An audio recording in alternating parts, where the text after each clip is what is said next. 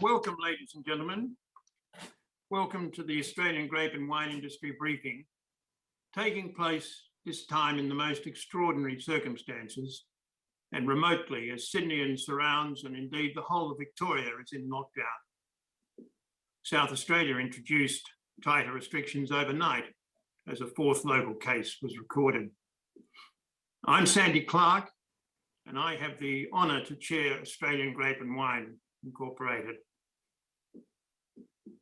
I am immensely proud of the AGW team, led by Tony Battelaine, who, under the strain of extraordinary external and internal challenges, including the ravages of COVID and a difficult export market situation, in particular China, have represented our industry so well. The team has continued to promote the Australian Grape and Wine brand.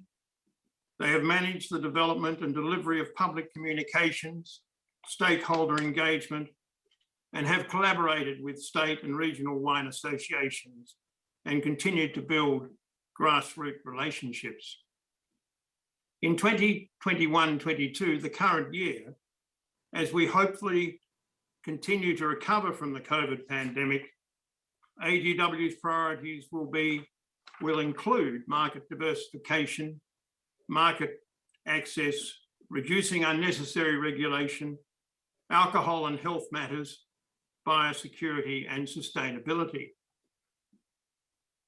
We will continue to provide e-alerts and e-news with timely information to help you understand the key issues facing your business, and also provide guidance and support on regulatory issues by way of industry briefings, workshops, and so on. I want you all to remember that AGW, Australian Grape and Wine, is your company. And I ask you to join us, and if you have not already, become a contributory member. Lastly, but definitely not least, I would like to thank Ali Laslett, Manager Brand Strategy and Development at AGW, who has managed to bring today's briefing together in this rapidly changing COVID-dominated environment. It is no mean feat. So it's on with the show. Each presentation will last for 20 minutes, and at the end of the morning, there will be 10 minutes set aside for questions. Our first topic is setting the scene, behind the scenes of advocacy in federal politics. And who better to discuss this in a Q&A, a question and answer with Tony Battelaine, than Andrew Probyn. Andrew is the ABC's political editor based in Canberra. He worked at the Herald Sun for 9 years before becoming a political reporter with the ABC in Tasmania from 2003 to 2005. He was federal political editor for the West Australian newspaper from 2005 till 2016. Andrew has twice been named Federal Parliamentary Press Gallery Journalist of the Year and was named Western Australian Journalist of the Year in 2016. He also won a Gold Quill Award from the Melbourne Press Club Awards and has been a regular guest on the ABC's Insiders program. In late 2016, Andrew joined the 7:30 report as its political correspondent. Andrew's in-depth knowledge of federal politics provides a unique basis for us to understand the environment that Australian Grape and Wine works in when advocating on policy issues on behalf of grape growers and winemakers. Tony Battelaine, who will be interviewing Andrew, needs no introduction, but I will provide a short introduction about his many capabilities and qualities when talking about our next topic. But at this stage, over to you, Tony and Andrew, for your conversation. Thank you very much for that introduction, Sandy, and welcome, Andrew. It's a great pleasure. This is my favourite part of any of these, is my turn to ask journalist questions. It's normally the other way around, so it's nice to put you in the spotlight for once. I guess, and we're keen watchers of political parties, but of course you're a lot closer than we are. But the last couple of years have been extraordinary and unlike anything I think can remember us experiencing. With the bushfires, we've had smoke impacts on our wine sector. We've had the Me Too movement, which has impacted right across Australia, and the trade tensions with China. And there's been many other issues. You've had a front row seat in the press gallery watching all this unfold. And I'd be really interested in your perspective on what the political landscape looks like now and how you've seen both of the major political parties in particular react to these effects and incidents.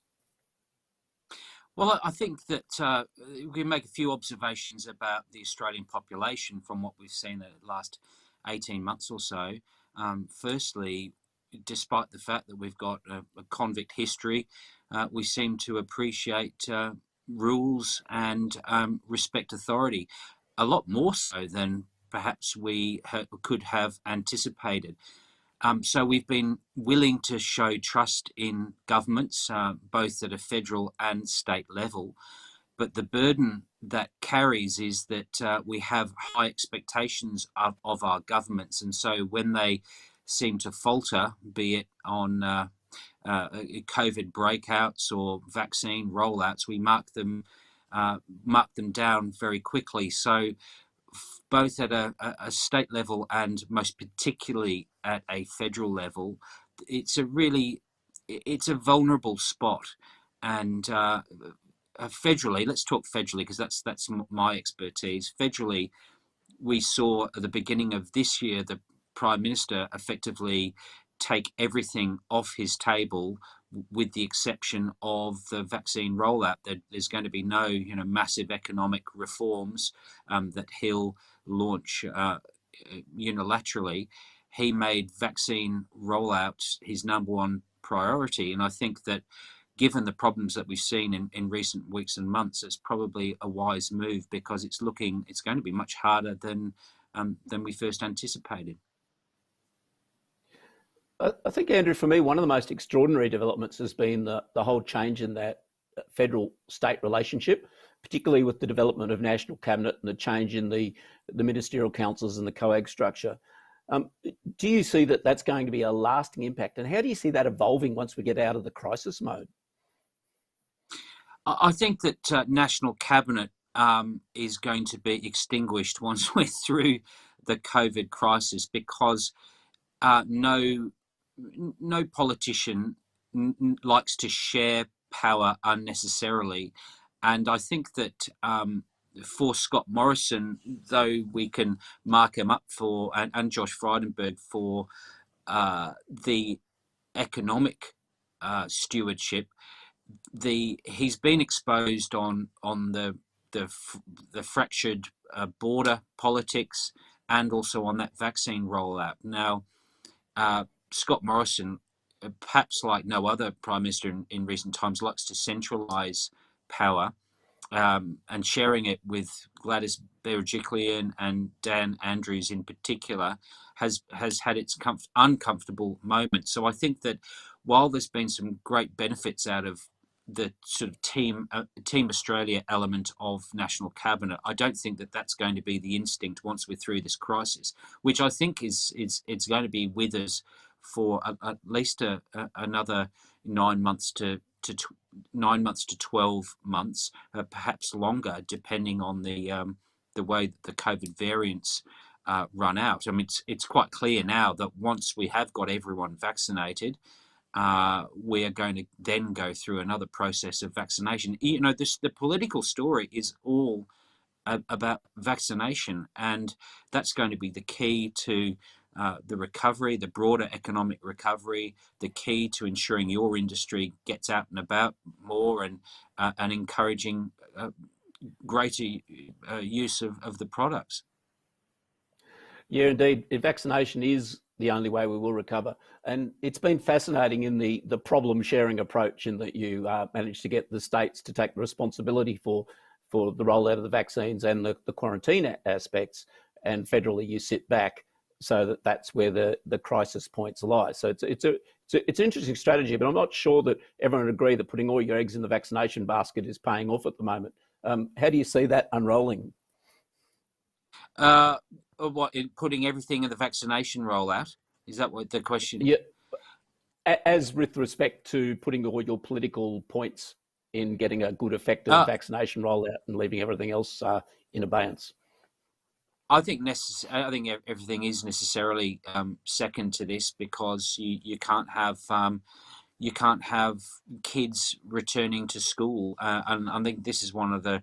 There's going to be many stories out of this. This will be a really fascinating period for academics and researchers to look back on the effect on kids' education, the effect on mental health, the suicide rate. I note today that suggestions from the health and AIHW saying that the suicide rate hasn't actually increased as much as some had feared, which is a good thing, but that mental health has deteriorated. So there's going to be a lot of aspects to this, and unfortunately, I think that putting all your eggs in one basket politically, it does, when it comes to vaccination, it is sadly a necessity, because everything hinges on trying to get back to normal with as fewer deaths as possible. And Australia has looked at itself with both pride and horror, almost in equal measure. Last year we were looking at how well we'd done in terms of protecting lives. We've only lost 915 lives. I say only because you compare that to nations much smaller than us, and they will have death tolls of 10, 12 times more. So we've done really well then, but the vaccination issue is still the one that's causing all sorts of political problems for Scott Morrison in particular, and you can see that in the recent polls. So while we've shown faith last year in the economic stewardship of the premiers and the prime minister, political power is actually very fragile and can dissipate very quickly. So that's the sad story for Scott Morrison, because he wants us to reward him for the economic stewardship, but he knows that he's going to be marked also on this vaccination rate. Yeah, and I think you made a couple of really good points there. I particularly agree with you that there's going to be some long-run educational and mental health issues arising from this, as well as the economic recovery. I think is going to be longer than most of the public commentary we see. On something closer to home for the Australian grape and wine sector, we've seen the return of Barnaby Joyce to the leadership of the National Party and the Deputy Prime Ministership, and also, of course, the rehabilitation of Bridget McKenzie. Barnaby's a big personality. He's got a very high profile. What do you reckon this will mean for the coalition and for people across rural and regional Australia with this change of National Party leadership? Look, I think primarily one is that Barnaby Joyce is back because he had an ambition to be back. He's got that now. He's got to work out what he wants to do with it. There's an aspect of the Barnaby Joyce having, being a bit like that dog that catches the car and then doesn't know what to do with it when he's got it in its jaws. Now, he's talked about climate change being one of his priorities and this net zero by 2050. But there's a struggle within Barnaby Joyce as to what's the alternative, because you've seen inside the Liberal Party and even inside parts of the National Party a recognition that net zero by 2050 is an inevitability. In fact, we can see that Scott Morrison has realised that, and he's slowly trying to drag the coalition towards that. People like David Littleproud clearly see opportunities for the agriculture and farming sector, opportunities to make money out of net zero by 2050. But the Barnaby Joyces of the world see it as a dreadful ideology creeping into our economy. So I think there's that real tension that is in the National Party in particular. That said, some of Barnaby Joyce's supporters, the ones who brought him to power, some of whom, they won't be there after the next election because they're either retiring or they've been dumped. In the case of Sam McMahon or George Christensen, he looks like he's disappearing, even though there's a push to keep him inside Parliament. But Barnaby Joyce is someone who's going to be less amenable to prime ministerial influence. The criticism of Michael McCormack was that he was more Lib than Nat. That's perhaps an unfair reflection on him, but he was certainly more of a team player. And in that partnership with Scott Morrison, Michael McCormack certainly took a secondary role. Barnaby Joyce has got very sharp elbows. He's not going to be running second to anyone, but his task is to come up with a coherent alternative to whatever the Prime Minister puts forward, if indeed he is going to be putting forward something. Yeah, and I think that's a really good point in that Barnaby is, he does run his own race. And the interesting thing for me is what's that going to lead to in both the policy arena for the Nats, but also in some of these seats in the inner cities, or even seats like the Hunter, where, Joel Fitzgibbon had a really close run event last time. Will the Barnaby resurrection allow them to make progress in these seats, or has it the potential to go the other way? Well, the way it's put by the Barnaby Joyce supporters, both before the takedown of Michael McCormack and since, is that Barnaby Joyce will appeal to voters in the Hunter Valley, which is where Labor has got two seats. It holds two seats rather narrowly in the Hunter Valley. That Barnaby Joyce will resonate quite well inside central Queensland and parts of the Northern Territory as well. Northern Territory is less important because there are fewer seats. But in central Queensland, the Labor Party was feeling a lot more confident. It thought that, for example, it could pick up the seat of Flynn with Barnaby Joyce there rather than Michael McCormack. That sort of seat might have shifted back towards the coalition. But you've noticed that, we would have all noticed that Anthony Albanese, who's a Sydney-sider, has decided he's going to steer clear of the plague state, and the plague state seems to be the being traded between Victoria and New South Wales at the moment. But he's steering clear of Sydney, and he's been in Queensland a lot. He's spent a good 7-8 days in Queensland campaigning, and now he's in Tasmania. So there is a lot of work for the Labor Party to do inside central Queensland. A lot of work to be done navigating the great divide inside the Labor Party between the inner city sensibility and then the traditional blue-collar sensibility, the so-called traditional Labor vote. That divide's always going to be hard to ride.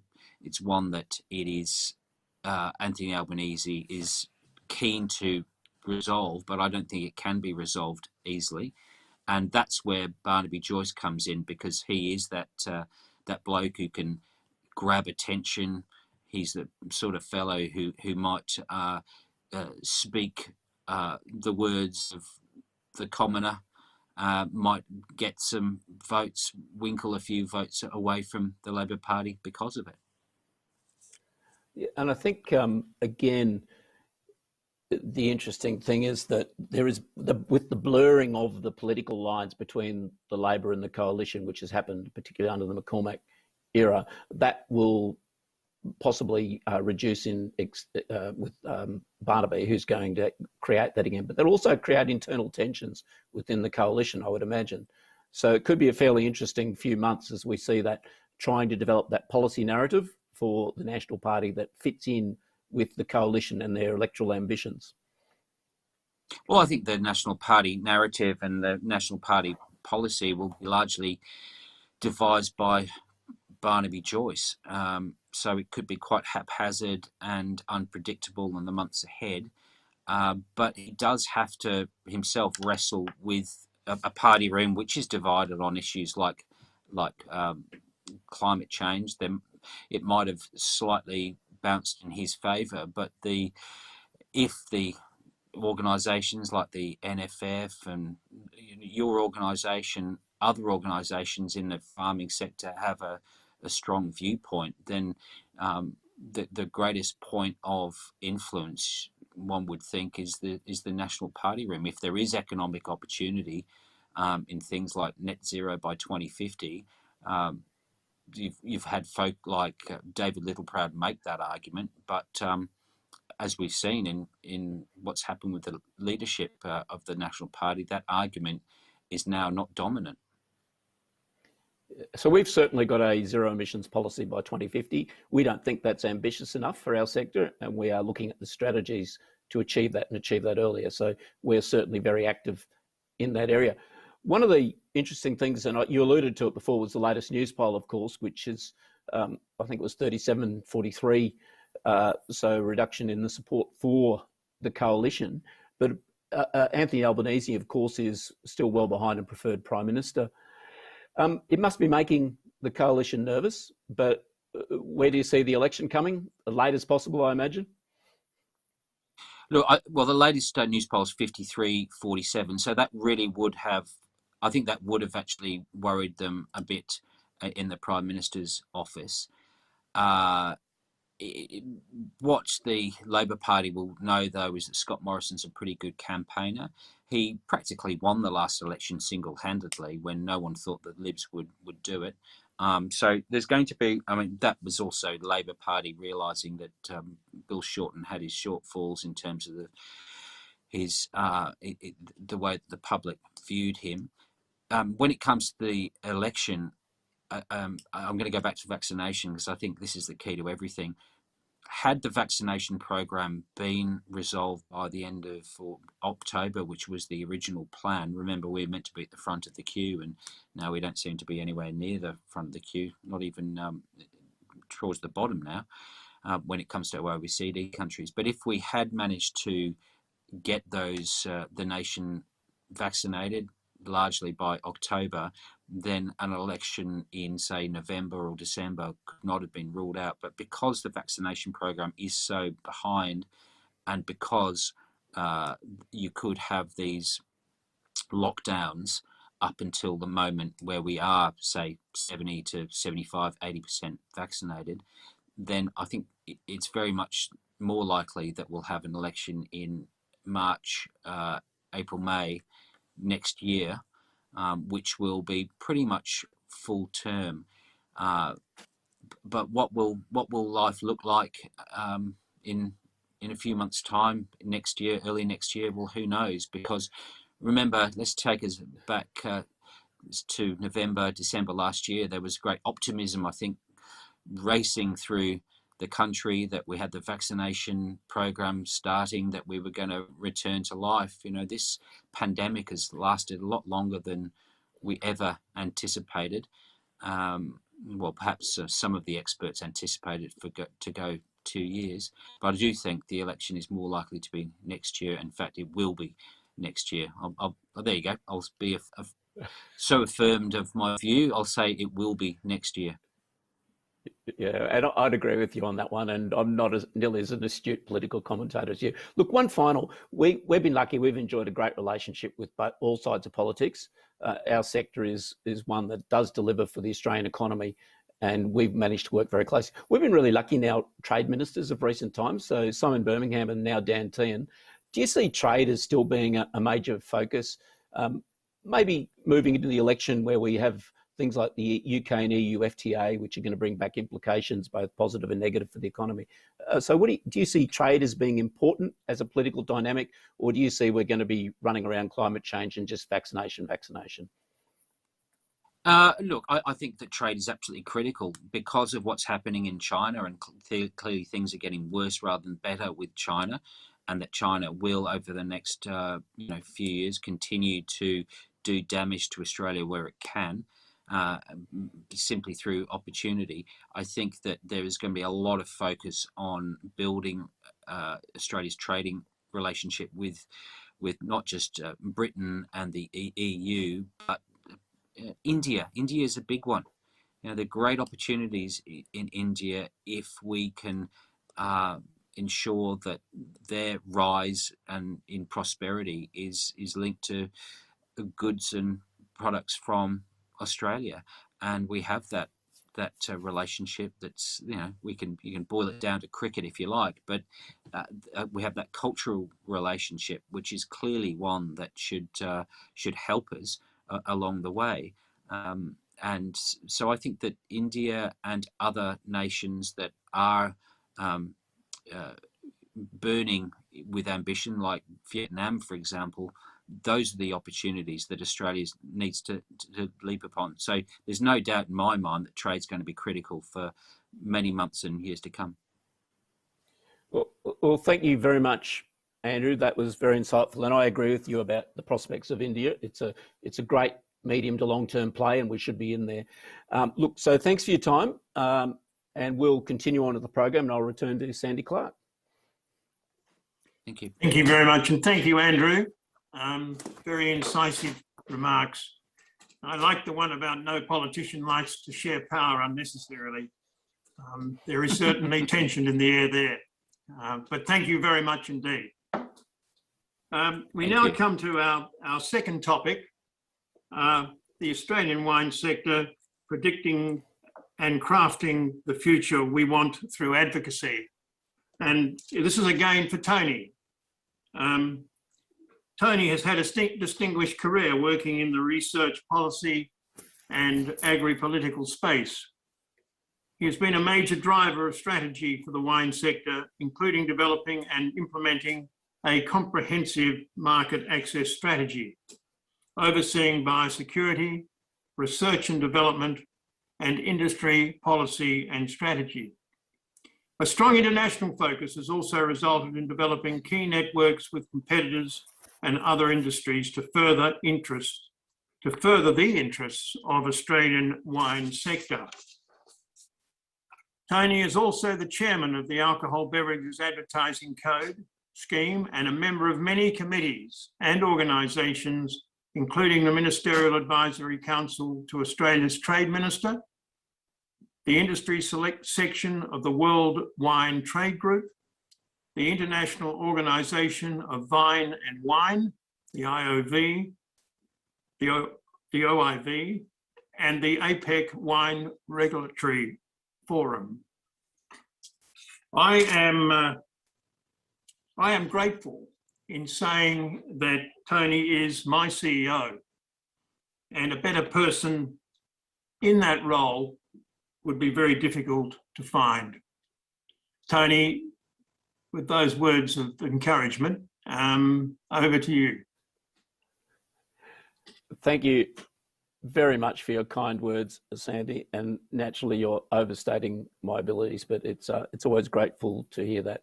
Look, today I want to talk about a few issues, and obviously I'm going to have to go through very quickly. We've had a really good, I think, assessment of the political situation from Andrew Probyn. So what I want to talk about briefly, the current state of the wine sector, a little bit about global supply and demand, some of that geopolitical situation, a little bit about some of the domestic situation, then what I see as the big issues that impact on our sector in the short to medium term. So what we've seen is all the big forecasters now forecasting an increase in global growth in 2021 to 2022, following the fall off that we had when COVID-19 hit. So the IMF, and this is the most recent figures from the IMF, projected at 6% in 2021, moderating to 4.4%. But it's very clear that the new virus mutations, particularly the Delta strain, and the amount of the accumulating human toll is raising concerns, even as our growing vaccine coverage is lifting sentiment in a number of markets. It's also clear that economic recoveries are diverging across countries and sectors, and this will reflect the variation in the pandemic-induced disruptions and the amount of policy support that governments can provide. So the outlook, the medium and short to medium term outlook, is going to depend on how effectively these economic policies, which have been put under high uncertainty as no one knows where the situation will end, can limit the lasting damage. So I echo Andrew Probyn's point that it's vaccinations that are really going to bring us out of the crisis. But as the health crisis comes under control, everyone must begin to transition from this wholesale crisis emergency support measures to those that target support to viable firms. And not all firms will survive. As we get away from these high levels of support, there's actually going to be some that won't. And private-led growth is what will bring Australia and other countries out of the crisis. But this is going to depend on the strength of labour market institutions, the safety nets, the oversight of banking system and insolvency procedures. So not just in Australia, where we have very good controls over most of these areas, but in many of our major markets, that will determine the strength of the recovery and the power of our exports. So it's going to impact on the ability of the Australian wine sector to export those new and developing markets. And this is going to mean that that balance between maintaining the economic support to households and firms, which most countries are doing now, and normalising policies becomes a really important issue. So securing the adequate vaccines and getting the vaccine rollout is only the first step. And the next 12 to 18 months will be about rebuilding that economic resilience. We all know that the vintage report was released in July. It's been a bumper vintage, estimated at 2.03 million tonnes, and coming on the back of two smaller vintages. It's been big right across the country. And the interesting thing, of course, is that it's come at a time when supplies have been drawn down on. We've seen an increase in tonnage in both reds and whites, but particularly in reds. And of course, this has implication with the increase in the reds intakes for what's going to happen in the short to medium term. Wine grape prices continued fairly strong in 2021, but we did see, particularly with the whites, where there's been a shortage of whites for some time, but we did see the price of reds come off at the end of the season. And we need to recognise that the loss of the China market and the size of this vintage may well have an impact on prices in vintage 2022. Over the next 6 to 8 months, we'll get a better picture of the market environment. And we're getting that understanding now of coming what looks to be significant smaller vintages in the United States, France and New Zealand. What's going to be critical over the next 6 to 8 months is that winemakers and grape growers continue to talk to each other, to assess the data is out there, and to work together to understand what their relationship looks like next vintage. So though it was a big vintage and a high quality, there are a lot of tensions that are going to come. And there's a lot of pressure points as we've got to get rid of some of that product that was going to China. So we do know that there are a lot of unknowns, but we know we can't find a home for all the wine produced in 2021 in the short term at those same prices that we got in the China market. Obviously, the exports over the past 12 months have declined due to the corresponding period, mainly because of the toll taken by the high Chinese tariffs. We've had that fall off in the export volume. And of course, the exports to China, that great statistic, from December to March, just 12 million compared to 325 million. It clearly shows that there will be a big impact. We've seen positive news, though, in exports to Europe, including the United Kingdom. So we saw a 23% growth, up to 710 million. It's the highest value in a decade. Also growth in the North America and in the rest of Oceania. And the increase in unpackaged shipments, though, to the United Kingdom in particular, where most of our exports are unpackaged, and the fall in the bottled wine exports have resulted in a drop in the share of that bottled exports in the export mix. So this has led to a decline in the overall average value of exports. I think it's very instructive to look at the mainland, the top 5 markets. So China, of course, which is now effectively closed to the Australian industry, United Kingdom, which has grown, United States, Canada and Hong Kong. So these markets continue to show, I think, a lot of promise, but will they make up for China? I think it's unlikely. Of course, some of the global market dynamics are very, very critical for us. We know that some of the key competitive nations had below average vintages this year. France was down around 30%, but you've got to remember that equates more to Australia's total production. United States has also had a difficult vintage, with California struck by drought and fires, and New Zealand was also down around 30%, of course, mainly Sauvignon Blanc. So, of course, these lower vintages could open up some opportunities. And in addition, we're seeing that some of these key competitors are taking up some of the market share we once had in China, which will also open up some other opportunities, and in particular Argentina, Chile, and we're also seeing some moves from France and Spain in particular. The other big international event has been that the US-EU long-running tariff dispute over Airbus subsidies has been paused. So that's going to reopen the US market to some of the European product that's had trouble getting in over the past few years. I think it's important to talk about some of the key markets and what the impact of COVID will be, and to think a little bit about what the medium-term impact will be with the recovery. It's clear that wine exports to Asia overall were negatively impacted by the global pandemic, particularly in those countries with largely on-premise consumption. So that some of those non-traditional consumers with less well-developed retail channels. The countries with the well-developed retail channels benefit from increased home consumption. So Korea showed very strong growth. It's got a very strong footprint in that area. Taiwan and Singapore also showed good growth. Exports to Japan have also shown the influence of COVID-19, particularly in the on-premise sales side, which support the penetration and growth of the premium wine business. So we see the negative impacts in COVID-19 restrictions will remain in Japan, but most of the hospitality business leaders predicting a strong comeback and expecting the 2022 in most of these markets to exceed the pre-pandemic results. Many people are talking about prospects of the US market, but it remains under pressure. And the latest forecast suggests that the consumption of premium above wine, which of course are the price points that we are looking at, will not reach those 2019 levels in probably till late 2022. I have to mention China. I think everyone's aware now that the Chinese Ministry of Commerce made its final determinations on countervailing duties and anti-dumping investigations on the 26th of March. These duties apply for 5 years and effectively close the market for most Australian-produced bottled wine in containers less than 2 litres.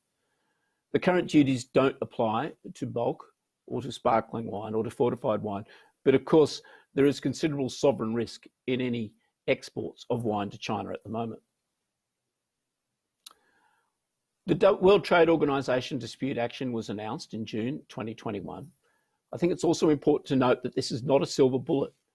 There is no quick solution for World Trade Organization action. It's a 3 to 5 year process, and even in successful, it doesn't mean that the tariffs will go away if we win the case. It just means that the investigation could be relaunched using new data.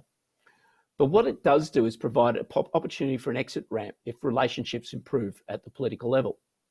Clearly, those relationships are not going to improve in the short term, but we must be ready to take opportunities if they do arise.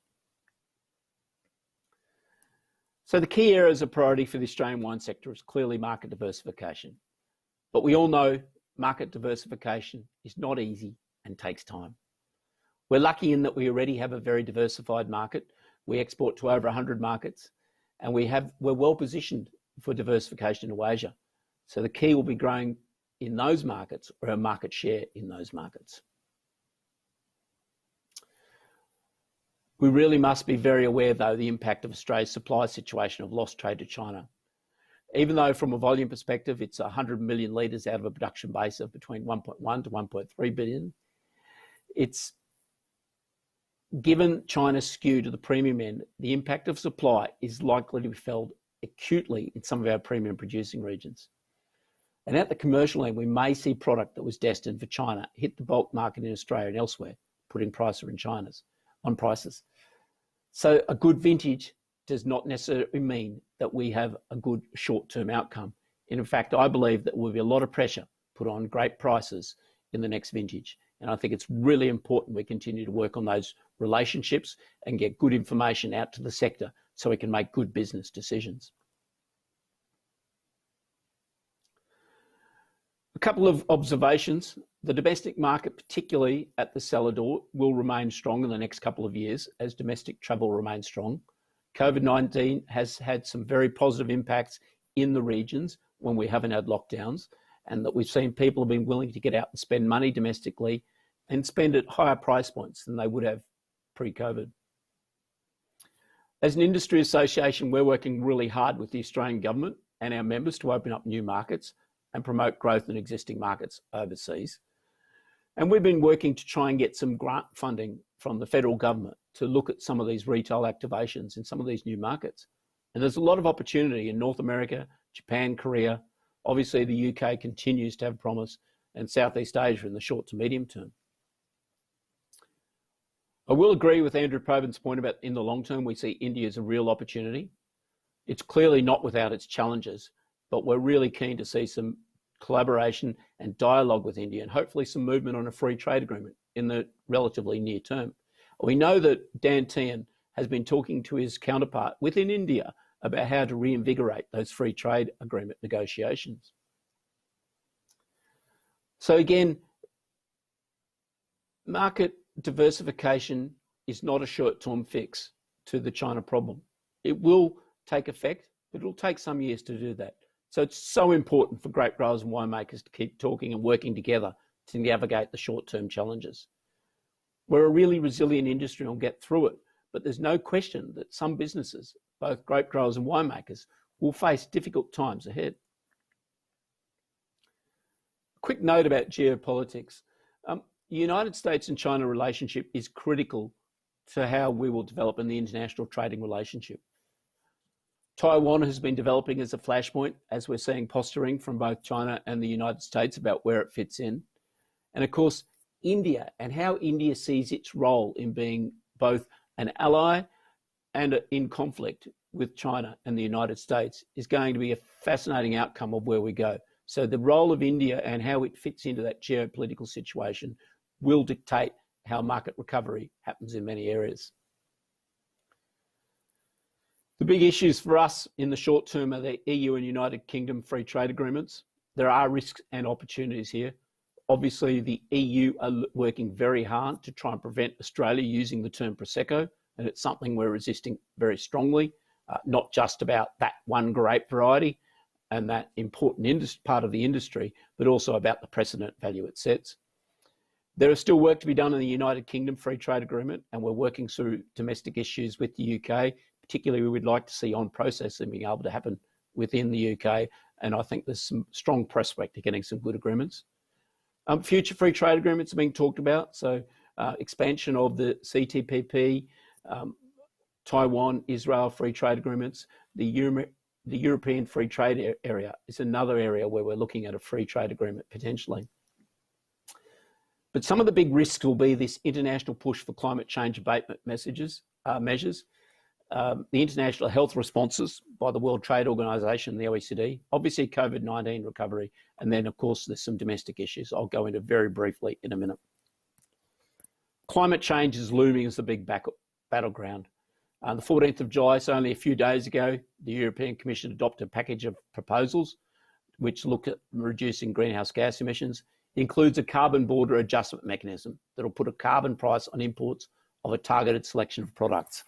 So this has potential to impact on our exports into Europe.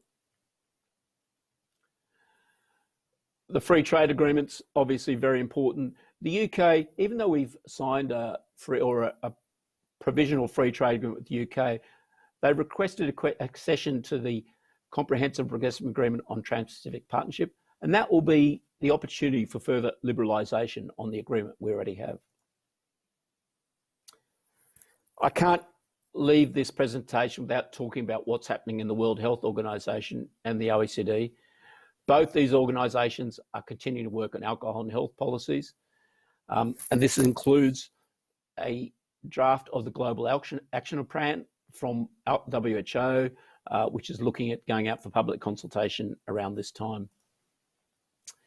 Both these organizations spent decades researching and studying alcohol harm, and additionally, the World Health Organization completed the Framework Convention on Tobacco Control, and their perspective on alcohol reflects many of the Framework Convention on Tobacco.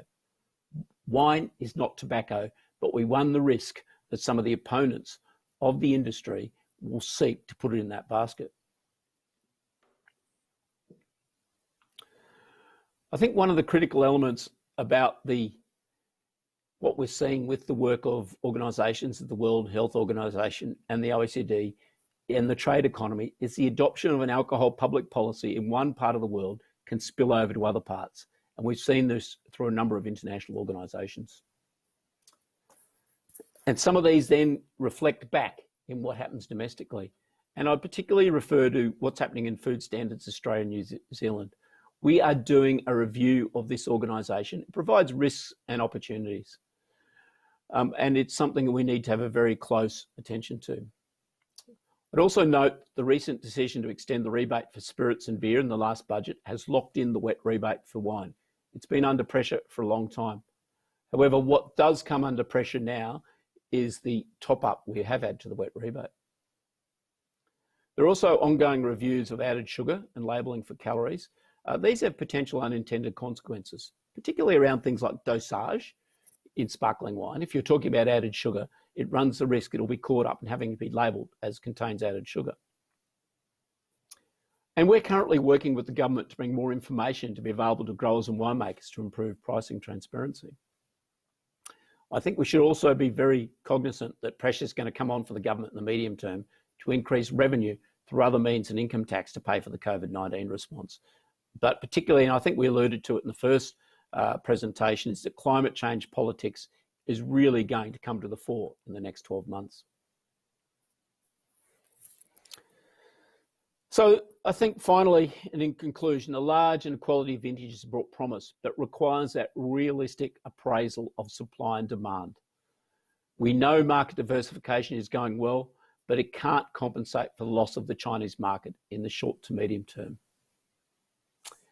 Externally, those challenges around health initiatives being run out of the World Health Organization and the OECD, the European Union with its unilateral environmental initiatives, all need careful management and oversight by Australian Grape and Wine, working closely with the government.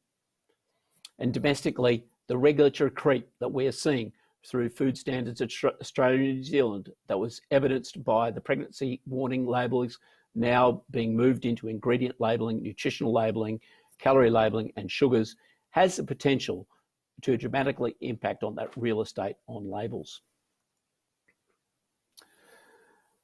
So I think that we're in a great opportunity. We're an industry that is resilient, but we're going to have some tough times and we need to be realistic about that and we need to understand where we're going. So thank you very much and I'll return to you, Sandy. Well, thank you. Thank you very much, Tony. A number of very important points there. Pressure on grape prices, grape growers, winemakers need to talk early and often. And of course, diversification of markets doesn't happen overnight. China is a great loss, but there are encouraging signs. And our government, Dan Tehan and others, talking to India and other markets is very important. So thank you, Tony. Our next topic is the marketing Australian wine in the new world, and that's the topic for Mary Hamilton. Can I just tell you that South Australia has just announced it's going into a 7-day lockdown at 6 p.m. tonight, which is another blow to our industry. Mary Hamilton is CEO of Hugh Hamilton Wines and the 6th generation of Australia's oldest wine family.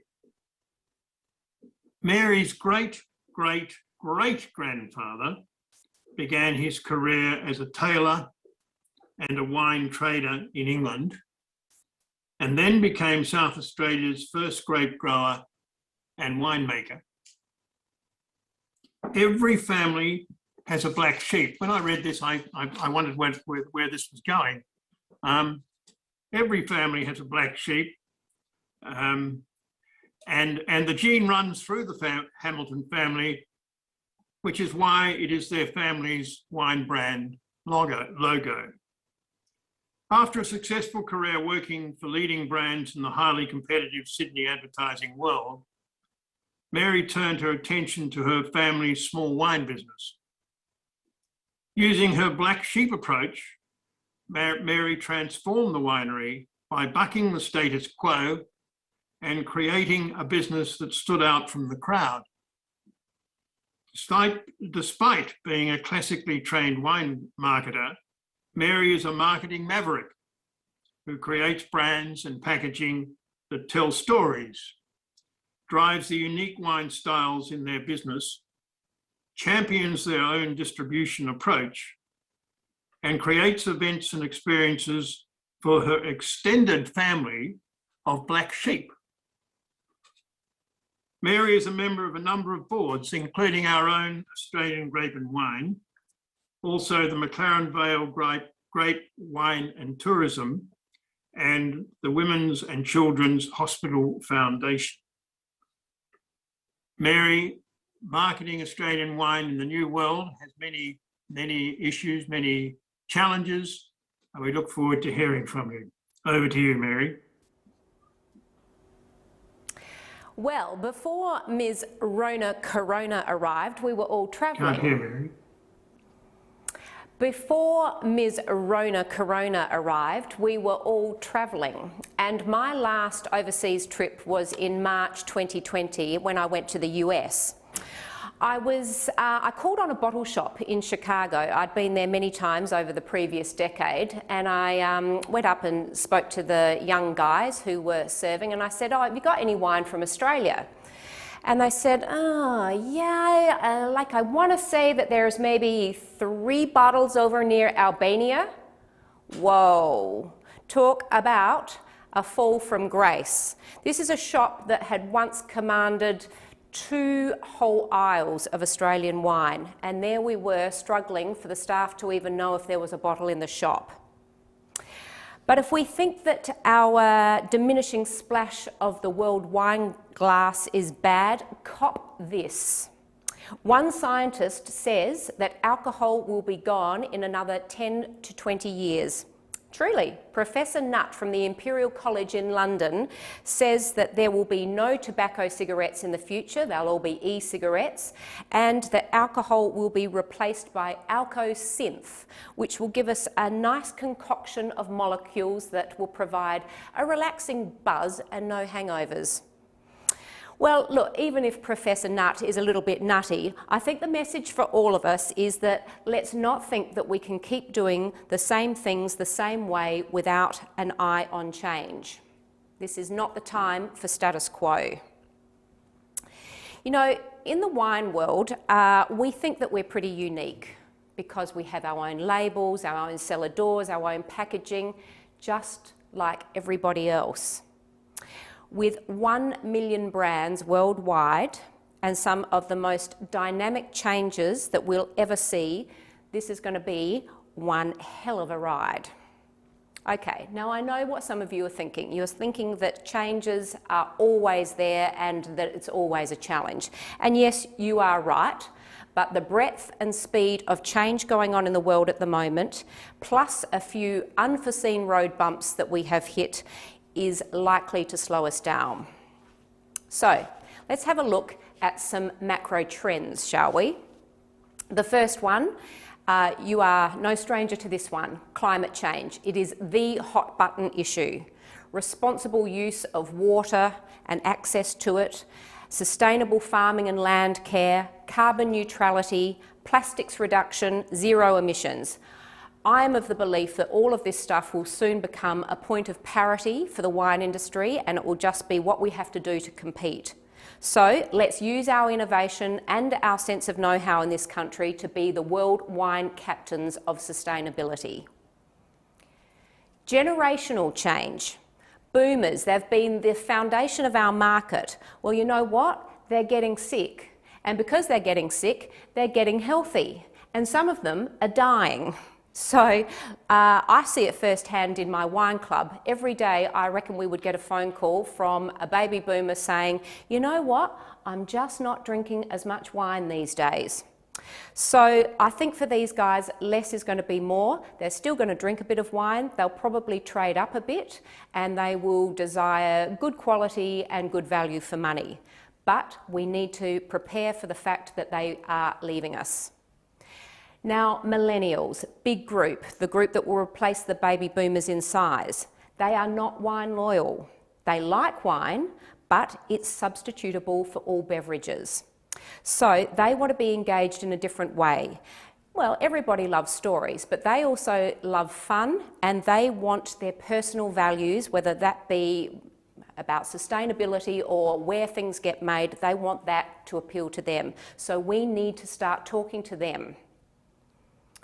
The wellness movement. Okay, so people are conscious now of a holistic sense of well-being, physical, mental, emotional, and spiritual.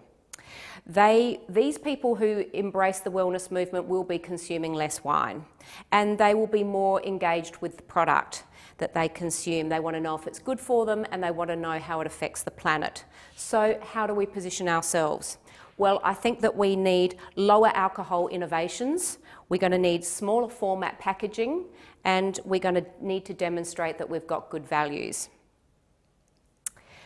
We're in the age of diversity and empowerment. Ingrained inequalities are starting to really be challenged. Movements like Me Too, Black Lives Matter are starting to become accepted as mainstream positions. Greater empowerment for women, people of colour, disabled people, and those who identify as LGBTQIA. So what does this mean for us? Well, there's going to be growing confidence to call out complacent discrimination. You can expect that there'll be less tolerance for sexism and racism and gender stereotypes, and we are already seeing that there are delicate sensitivities around communications and promotions. Digital, boy, where do I start with this one? This is a revolution. You know, artificial intelligence and machine learning is going to rapidly be implemented to improve customer response times and to be able to detect customer changes. This is such a huge topic. I don't have time to go into it today, but I think that the one thing we can just all be clear about is that just having an online presence is not enough. Do not miss the boat. So we also have some current speed bumps for Australia. And of course, China is the big one. It's the overnight collapse of our biggest industry, and all other markets combined cannot soak up what has been left behind. We will see an oversupply of grapes and an oversupply of wine. And I think that we have to be realistic about expecting that there will be market failure in some of our wine segments. COVID. This is a surprise because Australia was looking like it was going to take out the gold medal, and then it fell over at the last lap. So now the borders are closed not only to us but to incoming tourists, and North America and Europe are opening for business. We are locked out of market development just at the time when we need it most. But all is not lost because this does not change everything. People are still people, they still consume wine, and they still make buying decisions. However, we need a plan. And a plan starts with a vision. And the vision for us stays the same. Visions don't need to change with challenging times. Our vision is that we need more people drinking our wine. That's how we're going to grow. It's not just about increasing the frequency of existing drinkers. It's actually more about getting those who never drink us or who occasionally drink us to make us their habit. So that's the growth recipe. Now, today what I thought I'd do is present a very simple framework to get us into the winner's circle to sell more Aussie wine. This won't be an entire strategy. It's not going to be a grab bag of everything, and it won't be everything to everyone. When I used to be in advertising, I worked with a brand strategy guy, and he liked to say that you are going to have to kill some darlings to get a good outcome. So expect a few of those today. Because with limited resources and the clock ticking, we need to focus on things that work.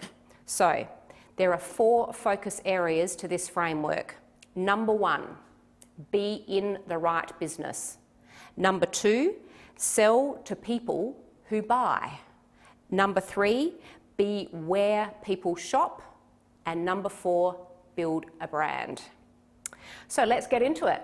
Number one, be in the right business. Well, you know, we're funny old people in the wine world because we're a bit scared of straying too far from tradition. We look to the old world and we pay homage to their traditions.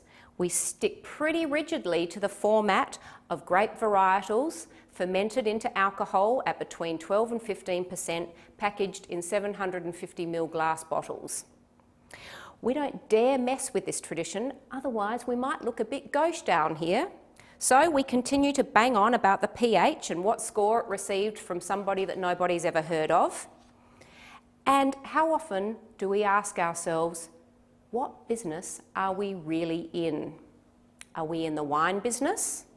Are we beyond wine? Are we in beverages? Are we in experiences?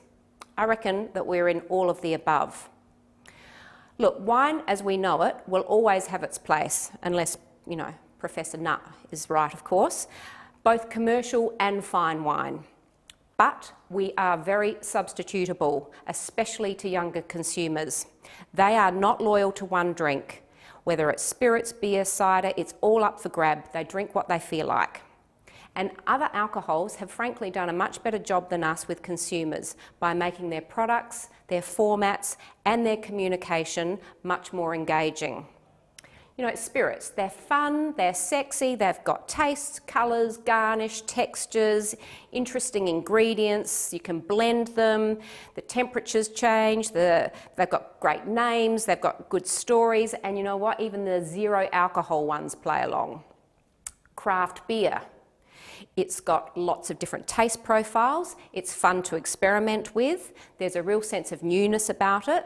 All the makers seem pretty cool and they've got good brand stories, and you know what? They've got a serve size and a package format in a can that is easy to carry and small enough to consume and experiment with. Natural wine has actually done a better job of engaging people than we have. And I think it's probably for the same sorts of reasons as beer. You know, they've got good maker stories, the packaging is often kind of handmade and funky, and it feels like it's close to the source.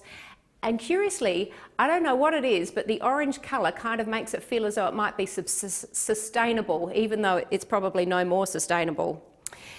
So if we think about the generational change that's occurring and the wellness movement, we're going to have to respond as an industry. We're going to have to stop boring people with technical specs. I don't think we should bang on about premiumisation all the time. I mean, we make great wine. It's as though we're trying to convince ourselves. We should offer lower alcohol options. We should go beyond 750ml glass bottles, and we should offer packaging that suits people's lifestyles. Look, we cannot wait for the customer to tell us what they want. As Henry Ford said, if I waited for my customers to tell me what they want, they would have said a faster horse. We are good at this stuff. We told the world to get screwed with screw caps, and we did them a favour. What can we do next? All right, framework number 2. Sounds simple. Sell to people who buy. The problem is that we often talk to the wrong people. We focus too much on ourselves and industry people. Sommeliers are wine promiscuous. That's their job. The same 20 international wine writers are being schmoozed by every market in the world. These people promote all wines. They will not change potential customers into buyers. It's not about industry exciting industry. It's about industry exciting buyers. So, which buyers?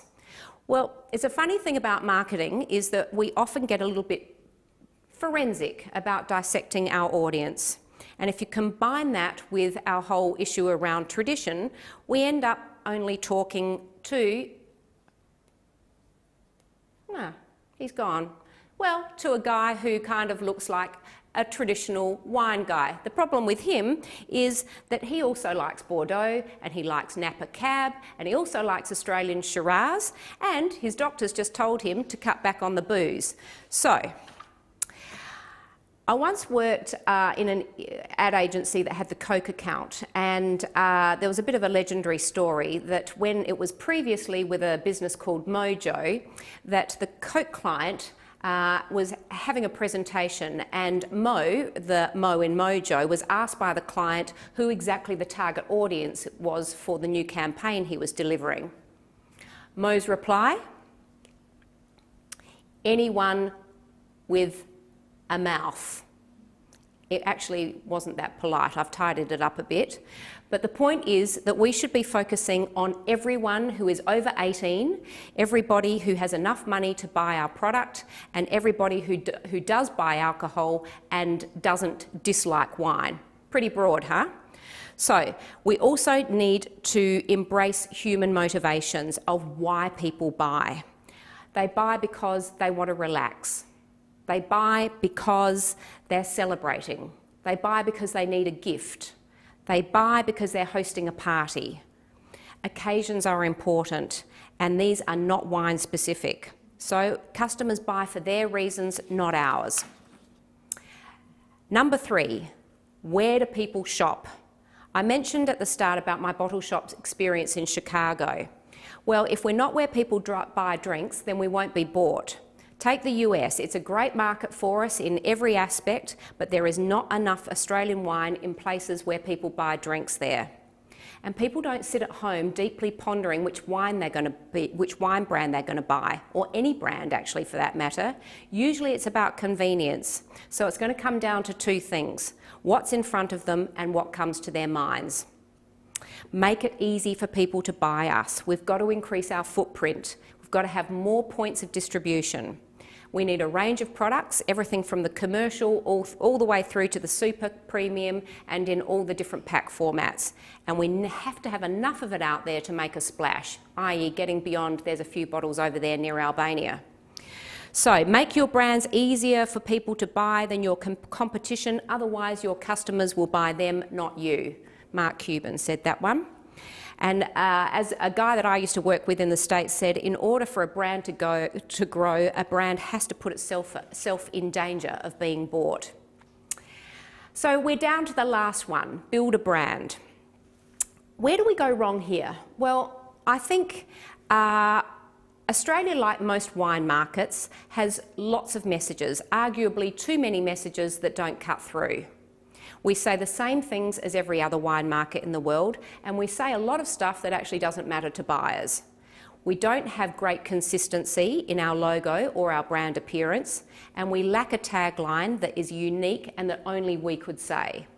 And we have so much to say. We talk about Australia, we talk about the states, all 6 of them, the wine regions, all 65 of them, and then all 2,000 brands as well. We want to say that we're innovative, genuine, sustainable, diverse, premium, that we go well with food, just like all of our competitors.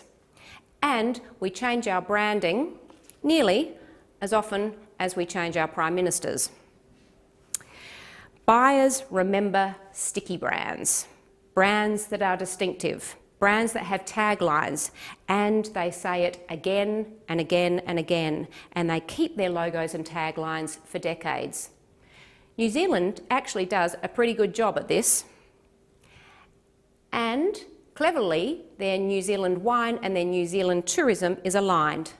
Not so for Australia, and nor is our sustainable and our nation, our wine brand, aligned. So let's look at some great branding. You know, these were the glory days. This is when the world just stood back and was in awe of us. We'd won the America's Cup, Crocodile Dundee was storming the world, images of the Opera House, Uluru, and people thought that Australians were laid back, beautiful people who had a touch of the larrikin, and that we were as open and expansive as our landscape. You know what? We need an industry-rousing campaign, something that will really fire up the world and us here at home. The lamb industry do this very well. I'll paste a link at the end so you can have a look at their new ad. I would like to propose a new brand campaign for the wine industry. It's an idea that embraces our cheeky personality, it embraces our incredible cultural heritage, and it embraces our inspiring land heritage. It's a brand position, and it's unique to us. It can't be copied. It's true to our nation. It's true to our nature, and it's rousing. And here it is. Wine from the real old world. We are the home to the oldest river in the world.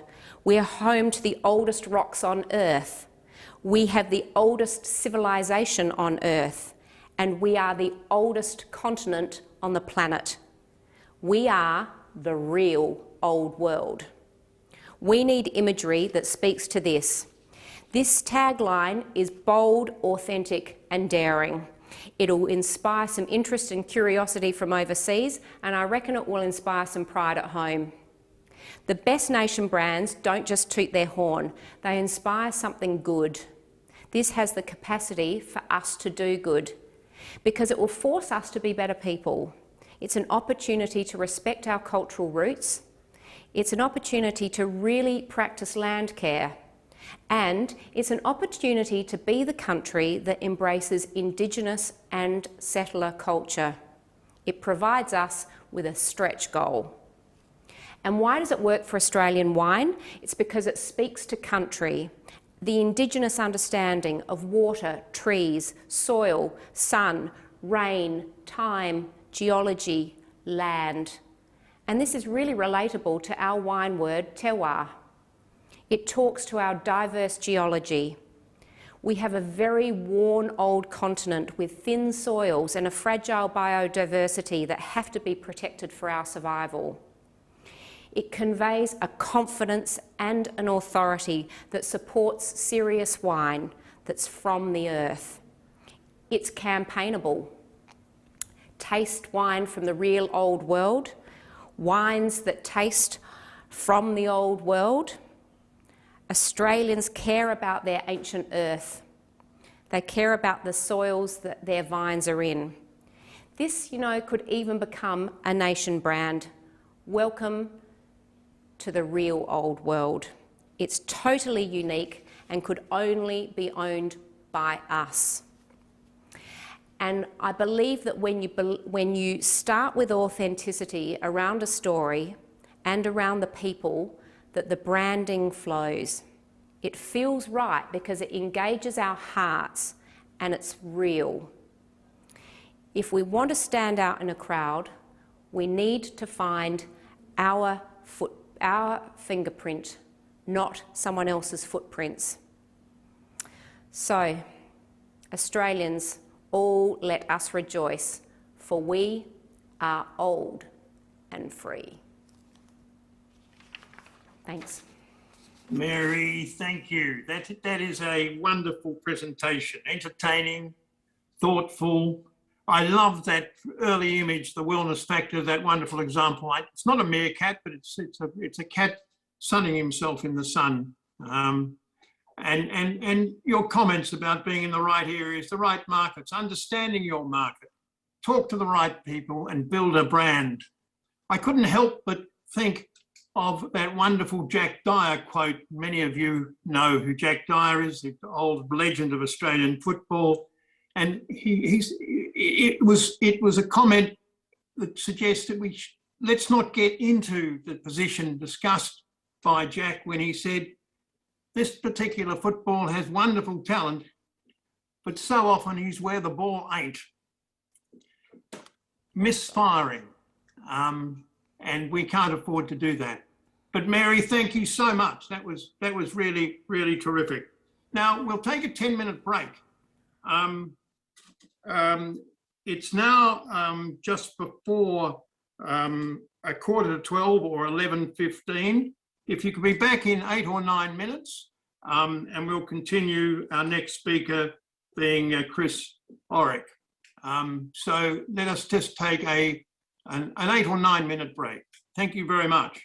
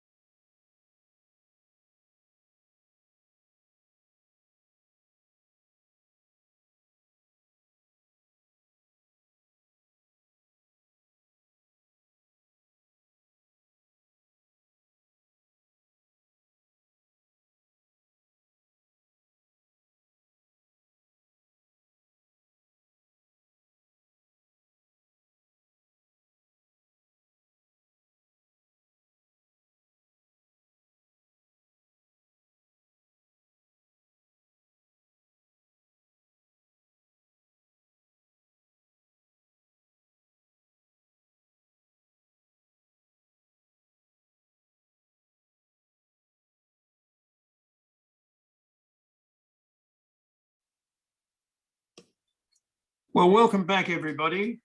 I understand a few of you dropped off the line when I made that comment about South Australia being locked down by later today for a week. It's very, very unfortunate. But on with the show. And our next speaker is Chris Orrick, who's going to talk about climate change and why farmers need to plan now. Chris manages a niche consulting firm in Adelaide, specialising in NRM and farming systems, with a strong emphasis on data analytics and insights. Chris has extensive international and national expertise in project management, strategic planning, leading multidisciplinary teams, performance assessment, and program monitoring based on more than 35 years of professional experience in over 35 countries, covering Africa, Europe, the Middle East, Asia Pacific, the Americas, and the Caribbean. In this capacity, he has made a significant contribution to global, regional, and country-based programs aimed at sustainable development, reducing poverty and malnutrition, addressing climate change, enhancing livelihoods, and improving sustainable economic growth, including, for example, leading the data and insights team for the 2000 World Bank UN FAO Global Farming System Study, which is still widely used today by the international development community. Throughout his career, Chris has built a reputation for delivering innovative and successful outcomes for complex projects that require high-level coordination and development of technical frameworks to develop quality outputs of policy planning and sustainable development. Chris, we're honoured to have you here today, and I hand over to you. Thank you very much, and thank you for the opportunity. Right, we'll get into this presentation, and by the way, a copy of this will be made available for the participants. Bit of background, I'll be going through an overview of some of the pain points, challenges and the context. This will actually touch on some standards and what is actually out there behind the scenes in some of the databases which I've actually been asked to present on. However, I will say these are selected examples without prejudice. I'm not trying to expose any particular government agency or anything, but I will say this is only the tip of the iceberg. There's many other examples out there. We'll then look into some of the big issues which have already been touched on earlier today, so we're consistent with that. However, we'll probably drop down to a slightly lower level of granularity, which is only appropriate, and that will be looking at this issue of climate and the need to actually improve literacy and development of point of truth data, especially as it relates to water and land use. So quickly, as it's already been indicated by Mary just now, but others, it's clear that business as usual investment and practices in agriculture are unlikely to deliver sustainable solutions going forward. Change and transformation is going to be the new norm, so it's more of a question of how do you approach that. Some of those pain points involve water security, rising prices, more hot days, extreme days, general increase in average temperature. This all leads to risk management. How can you take a strategic approach to that rather than being reactionary, as well as the data integrity that underlies it all. So the challenge then is how to be successful on a sustainable basis and be in control of your own future so that you're actually being proactive rather than reactive. Okay, looking at some of these issues that relate to data integrity, to give a bit of background into that, because what it gets down to, has the full story actually been told, or is there sufficient context that's actually been presented so you can compare apples with apples? However, one thing I will say is that my view is that in the past, not enough emphasis has actually been placed on putting the developers of some of these these tools and products out there actually in the seat or the lens of the actual practitioners and growers, so they're not necessarily the most user-friendly, and they don't necessarily arm growers and practitioners with the decisions they need to actually integrate risk and identify risk so they can actually integrate that into their strategic planning. And underlying all of this is obviously data issues are key. I think we all know the old adage that it's clearly data in as rubbish, comes out as rubbish. Just to give you an illustration of some of the data integrity issues, and I'll use, for example, here, most irrigators know of the entitlement trades database. What we often quote is that there's been more than $40 billion of trade since 07 and 08. What people don't know often is that if you disaggregate that and look on year, 20 billion actually occurred in 1 year, and basically of that, 80% of it was, 18 billion was actually in one state, and it wasn't in the MDB, it was actually over in Western Australia. And so, yeah, when you look at that, you say, hang on, is there a bit of an integrity issue there? Clearly, that issue still persists in the database the last time I looked. Raises a few concerns. There are also other issues in the allocation trade databases, as well as outliers and zero trades. Just a quick illustration of the data that actually forms the allocation trade database. You'll see from this graphic there's actually trades in there at over $600,000 a megalitre, which begs the question, was they really accurate? You drill down to actually cap that at 2,000, and that gives you the actual daily trades between July 2008 through to July 2020. And this next graphic, I think, illustrates with some of my research colleagues at the university, where we did a recent paper on speculation and hoarding. We had to stratify that to clean it up, in which case we said we'll look at what we termed commercial trades. So they were basically between $5,000 and $2,000 a megalitre, and that's basically what things look like there. And when you stay with those commercial and non-commercial thresholds, and you actually look at the volumes that have been traded in the Southern Murray-Darling Basin, for example, what you'll see is that basically more than 70% of the volume that's actually traded on year-on-year basis is actually in that non-commercial band. And if you look at the Northern Basin, it becomes even further. And then that's the two compared, and basically, well, that's, then we'll move to looking at the zero trades, and this is actually an interesting theme to look at, because basically when analysts did look at this and the government reported on it, it was basically often on just a year basis, and but what they didn't realise is some of the activity that's actually happening on a month-by-month basis, especially both spatially and temporally, and there's a link there to a little animation which will show you that over time once you get the slides. What this has actually led to is some questioning whether it's actually really a market at all. Moving on, so that's looking at some of the data. However, there's some other issues of integrity. What it means is you're going to need to develop some business rules if you're going to be working with this or understanding what's going on. It all speaks of the need for standards and actually being in consistency. An illustration of some of those, which some people may be aware of, but basically the basin, for example, is often split into the whole of the basin, north and south. What you'll see here, for example, is that there's actually two north and south, depending on which agency you belong to.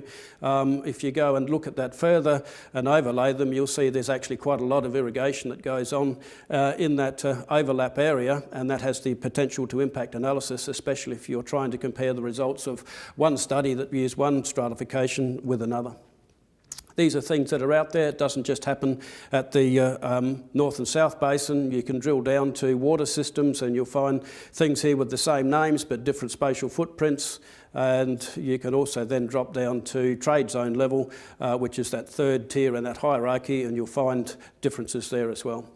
Certainly some ramifications of that, as I've mentioned, in terms of if you're trying to compare the results of one report with another.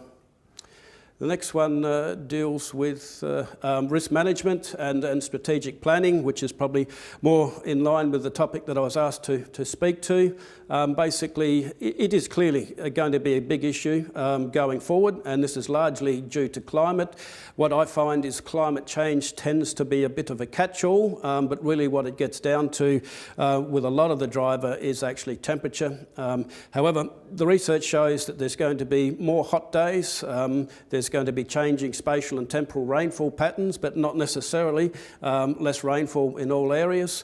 As a result, you get decreasing runoff and then even further reduced inflows, which if you are an irrigator has a big impact on you. However, even if you're just in the high rainfall non-irrigation area, the changing rainfall patterns and temperatures are going to result in an increased growing season, if you like, often moving forward and being compressed. This can also lead to issues of deliverability and supply risk as well. So there's a couple of links here too that relate to the long-term annual rainfall and annual temperature. But basically what we find, if you look at the numbers, is that what we've seen over the last 30 years certainly doesn't align with what we've seen over the last 120, for example. So there are issues there. I'll take you through some of those.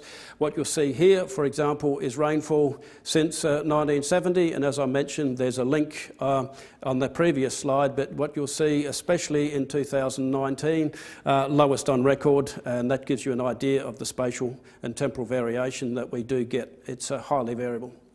One of the bigger concerns, though, is if you look at temperature and what's actually been happening on average temperatures, especially over the last 30 years, but comparing that to the situation over the last 120, again, you find massive changes. This is the long-term rainfall going back to January 1911. We got access through our research programs to daily spatial data for the whole of the country that goes back to 1900. What you'll see there is, if you look at the long-term trend, as we mentioned, not much of an issue. However, if you actually take that over the last 30 years, that's where you do find an issue. And this is just for the southern basin. You look at runoff, again, nothing over the long term that seems to stand out apart from the variation, but the trend doesn't seem to be of a concern, again, unless you look at the last 30 years. Then moving that through to inflows, here's the actual contributions of upstream Albury, the lower Darling, the Victorian tributaries and the New South tributaries, as well as the SMDB trend, which you'll see does start to slightly decline. However, what you will find is that when you look at this on the relative contribution basis, there is quite a concern in the decrease in the relative contributions year on year from New South tribs and Victorian tribs relative to upstream and Albury, and even the contribution of the Darling to the Murray. So there are some things there that we need to look at so that you can actually quantify risk going forward. Moving on then, the averages here are actually based on the mean, but there's a graphic that just shows you the frequency of some of the major droughts, but more importantly, it actually identifies the driest 10% of years, which is shown in red. What you'll see there, again, if you look from 2000, is that the majority of those inflow years of the lowest 10% actually occurred since 2000. The issue then is the frequency and magnitude of the low flows and how to understand the causes and the impact. As we mentioned, changing rainfall patterns, and you'll see those increases in December and November and decreases in April, for example. There's a graphic that shows how that represents itself spatially between 2000 and 2019 average minus the 61 to 1990 average, which is a 30-year climatology. Temperature, as we mentioned, big changes, and this is where it becomes very clear, is that since 1990 you can see the number of anomalies compared to what we've had previous to 1990, and that's what's, I think, driving a lot of these issues. The rainfall, this is what's expected using one of the models going forward, and CSIRO and BOM both have 8 models and a number of different what they call representative concentration pathways. Here's 8.5. What you'll see there for the Murray Basin is not expected to be a great change. However, if you then look about the temperature going forward, what you'll see there is again massive, and so that's what's driving the concerns and the challenges to be able to integrate that into your spatial planning and strategic planning. So, as we've mentioned, compressed seasons going forward. This has an impact on irrigation regimes and potential supply and delivery. Seasons are moving forward, more hot days. What we also find from some of the climate work that has been done, including some One Australia Atlas, Climate Atlas, for example, is that less frost in the Riverland and Sunraysia.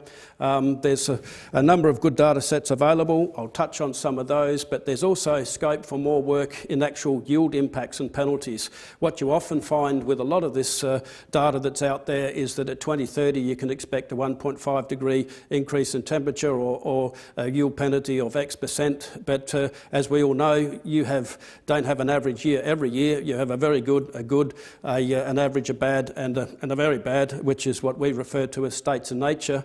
And so what you want to be doing is trying to quantify the frequency and magnitude of those states of nature going forward so you can actually integrate that into your planning.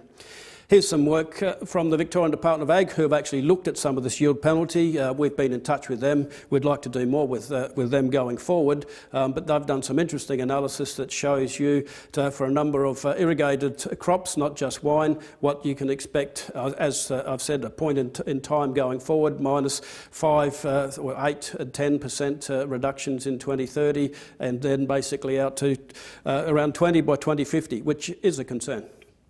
Go back. This one just that looks at what we were talking before and some evidence of these compressed growing seasons where they've actually talked about the growing days, and you'll see some big changes there. What we want to try and do is actually break that down to another level of granularity so you actually know what you're getting year on year rather than just a data point at 2030, 2050. Requirements is, as we've mentioned, to be able to identify and quantify states of nature, how many good years, how many bad years, and how many average years. The impacts of these changing conditions are not just going to be confined to the basin, but they actually go from the farm to the basin level. This is some of the modelling that we've developed that actually looks at future rainfall upstream of Albury and using Access 1 with an RCP of 4.5 out to 2045, and that gives you an idea. The trend doesn't look good, and that's one of the more reliable areas of inflows to water supply in the Southern Basin. And if you look at some of the inflows as a result of those changes, this is what we're seeing down at, as possibly predicted on a year-on basis going forward in the SMDB. Some other work, CSIRO have also done a lot of work in this area, dating back to that big study that they did in 2008, which just shows you down to water system level what some of the impacts on inflows can be, and you're looking there in the Wimmera, for example, of decreases of 20%.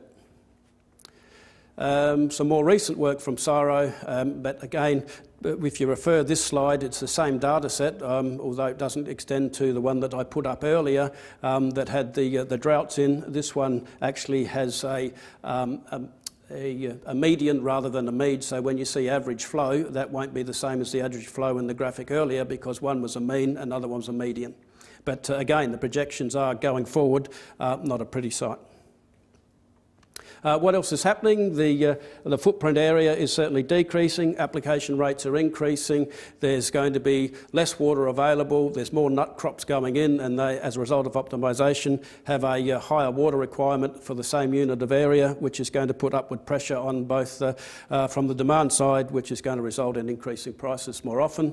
Here's a graphic that relates to perennial application and area in the Southern Basin based on ABS stats. What you'll see there is along the bottom from 2010-11 to 18-19 in this graphic was basically the footprint hasn't changed, but up the top you'll actually see the volumes and the application rates, and they're certainly going north.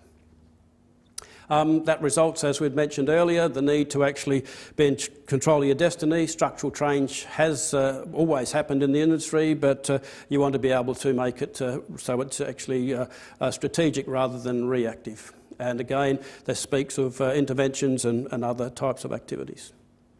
What can be done? Basically, improve the literacy, quantify the risk, better planning, look at new tools and technologies. One point there, be aware of ag-tech groups, if you like, and solutions looking to problems, and be aware of your data rights is one thing I will mention. And there's a body of work out there that I can provide some references if growers want to learn a little bit more about that. Also, try and understand that when you're dealing with climate, you're dealing from, if you like, hours through to centuries, and there's a nice graphic there that you can refer to from CGR, and another one that actually is from an Australian researcher that tries to put that into perspective. So some of the tools, just very quickly to finish with, the Wine Australia Atlas, some very good data, but one of the issues there, it was largely a static document as opposed to a dynamic interface. There's a lot of money being put into research tools from the Commonwealth Government under the Drought Resilience Program, and there's a couple of examples there, and just recently released a water information portal from the MDB by BOM. There's lots of others, and they actually cover most of the wine area, so you're well endowed with resources, probably too many. The challenge is trying to make out which ones are fit for purpose for you to give you the information you need. That's the new portal from BOM. This is the Climate Services for Agriculture under the Drought Resilience Program, and then a thing that they're calling the Drought Resilience Self-Assessment Tool, which will have, I understand, horticulture included in it, and so you can go online and do some analysis.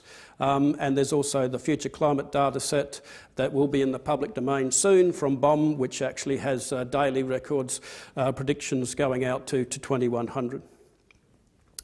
And supply and demand dynamics, again, the need to actually understand that at a more local level rather than the aggregate higher level that things are happening now, improving literacy and trying to get a better handle on the strategic assessment. And just to finish with, this is a graphic that I recreated from some of the old literature, which actually just shows you the actual annual diversions over time in the basin. And the key there is that yellow, actually the green line was actually back in 2003, the MDBC's assessment of things going forward in terms of diversions, and what they obviously didn't see was what happened in the Millennium Drought. And basically, that's what I have for you. As mentioned, more than happy to take any questions. There's my email there, the slides will be available, and thank you. Chris, thank you very much. They're very thoughtful, provocative in some ways, comments. But we have a very real issue, as you know, as you illustrate so well, with our water, with our temperature, and we need to quantify our risk accordingly. The short-term change is particularly worrying. So, Chris, thank you. I'm sure there will be questions. If we don't get an opportunity today, I'm sure you will get a number of questions on email or whatever.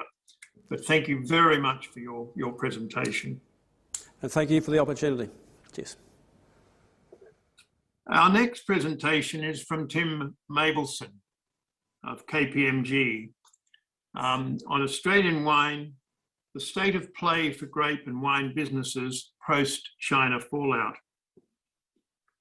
Tim is a partner of KPMG based in Adelaide. As a deals advisory and a reconstructing professional, Tim provides hand-on experience to assist companies, lenders, and other stakeholders achieve results from complex and challenging advisory, restructuring, and turnaround situations. Tim has wide-ranging experience across the wine sector and agribusiness, where he works with different stakeholder groups to sell businesses and assets on both a formal and informal basis. Tim also works with wine businesses to decide and implement strategies for financial and operational improvement. Tim most recently led the sale campaign for the historic McWilliams Wine Group, including being responsible for the operation of that business for a 16-month period. Ideally suited to talk about the state of play for grape and wine businesses post-COVID, post-China fallout, still in COVID. Over to you, Tim. Thank you, Sandy. Yes, we are still in COVID, and the reality set in about an hour ago here in South Australia. Thank you, everyone. The COVID-19 pandemic has ensured uncertainty and disruption in the economic environment has actually become the new normal. For how long that remains is one of the biggest challenges for Australian business. But alongside challenge comes opportunity for Australian businesses to adapt and change to survive and thrive. Against this backdrop, and with the finishing line being out of sight, geopolitical tensions between Australia and China have surfaced with the recent introduction of extreme tariffs sending shockwaves through the Australian wine industry and beyond. The Australian wine industry is a resilient industry, and it's faced many business challenges in the past. The choices wine businesses make and the actions taken in the next few months could determine their long-term success. Every wine business is different, and so uncertain times can often generate a level of inactivity or indecisive decision-making. The underlying message from my presentation today is that decisive, informed and proactive decision-making will put your business in the best possible position to take steps forward for a sustainable long-term future and make decisions on your own terms. Whilst I don't intend to go through each of the items on my first slide, I have provided that simply as a list that does highlight the challenges for Australian wine businesses, even outside of COVID or China. Many of this list was actually factors that we saw in the wine businesses that we worked with for many years leading up to the COVID and China tariff outbreak. And I think, Ali, just probably the first slide hasn't clicked over there. Perhaps I'm just noticing on the screen. That's the one, thank you. These factors exist, as I said, when actually the China export market was booming, with $1.2 million of annual export sales and 40% of value in total wine exports. But it's not also necessarily the exporters to China that were benefiting. It fed right down through the industry. There was better quality wine on the domestic market at higher margins, better wine prices in the bulk wine market for those wineries, crushing higher volumes, and better grape prices for those growers reliant on selling grapes to wineries each vintage. Now that China export market has effectively evaporated for some time, it means the benefits may have become detriments, which we'll talk through on the slide. In terms of COVID-19, I'm just going to touch on it very briefly. As COVID-19 and the lockdowns continue, there remains considerable uncertainty for wine businesses. Overall demand for wine and wine consumption is held up in most markets around the world, although on-premise sales are obviously facing a prolonged recovery lag in most markets. For the industry, the biggest challenge of COVID-19 and lasting legacy is how consumers buy their wine, given shutdown of the on-premise channel and the shift to purchasing more online. This has flow-on effects for distributors and others in the supply chain, and highlights the importance for every wine business of direct-to-consumer channels. The next two slides I'll touch on what this has all meant for bulk wine and vineyard markets. In terms of bulk wine, 55% of exported volume prior to the China tariff announcement was in bulk wine.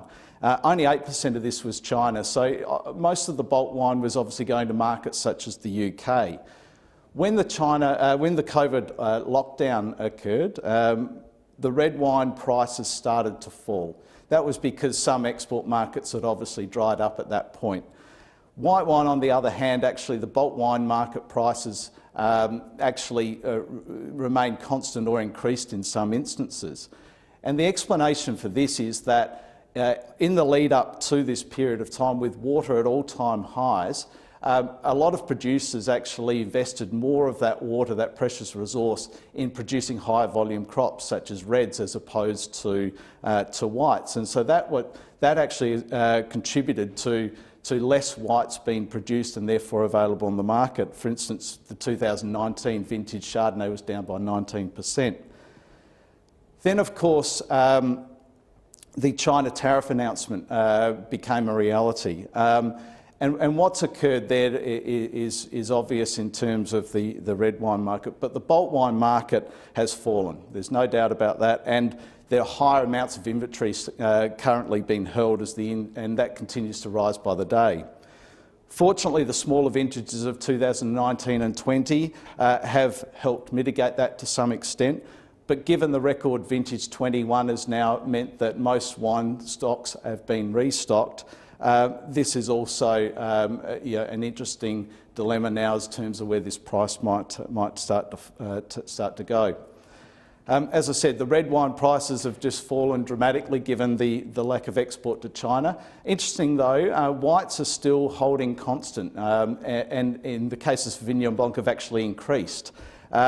The only explanation is for Sauvignon Blanc is that the Australian producers of Sauvignon Blanc are benefiting from the much lower yield in New Zealand this vintage, which is reportedly down by 30%.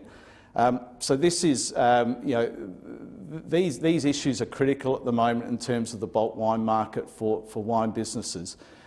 There's generally a reluctance in the wine industry, not in all cases, but in the wine industry to sometimes sell wine at below cost. And this market at the moment, particularly for reds, is a market at below cost when you factor in, you might $500 a tonne for grape costs and an extraction rate of 720 litres per tonne sort of gives you a grape juice cost of around 70 cents, and then production costs might be 40 to 50 cents a litre. So you're looking at a cost of wine at $1.10 or $1.20, and you're potentially now selling at 70 cents.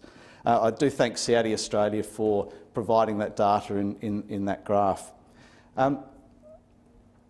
Also, in terms of vineyard values, Colliers International have kindly provided me with some data to share with you around vineyard values. What this is showing, and it's highlighted in the red circles, what's showing is that for the inland irrigated wine regions such as the Riverland, Riverina and Sunraysia, in terms of the low spectrum rather than the high, but the low spectrum at the moment, so this is at the moment, you're potentially only selling a vineyard for what it cost you to develop that vineyard. So it's not the cost of the land or cost of water, but the cost to develop that vineyard is where the market potentially is at the moment.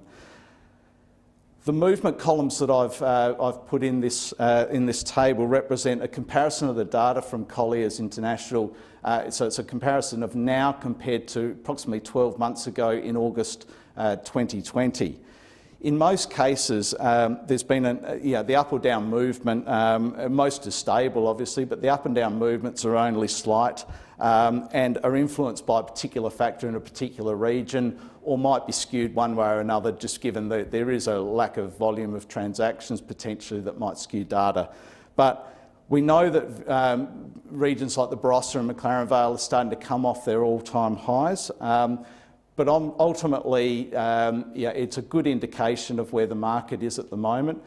Clearly, it doesn't factor in that there'll be outliers depending on the quality, variety, the market for the fruit and contracts held, etc. But it is a good indication. At the moment, in terms of the volume of transactions, it is absolutely a wait-and-see mood across the industry in terms of the prices that are being offered and paid for vineyards at the moment. There's not too many sales to indicate there's been a big fall. However, there's every expectation that 2022 will start to see that fall. It goes without saying that now there's going to be more wine pushed into the domestic market.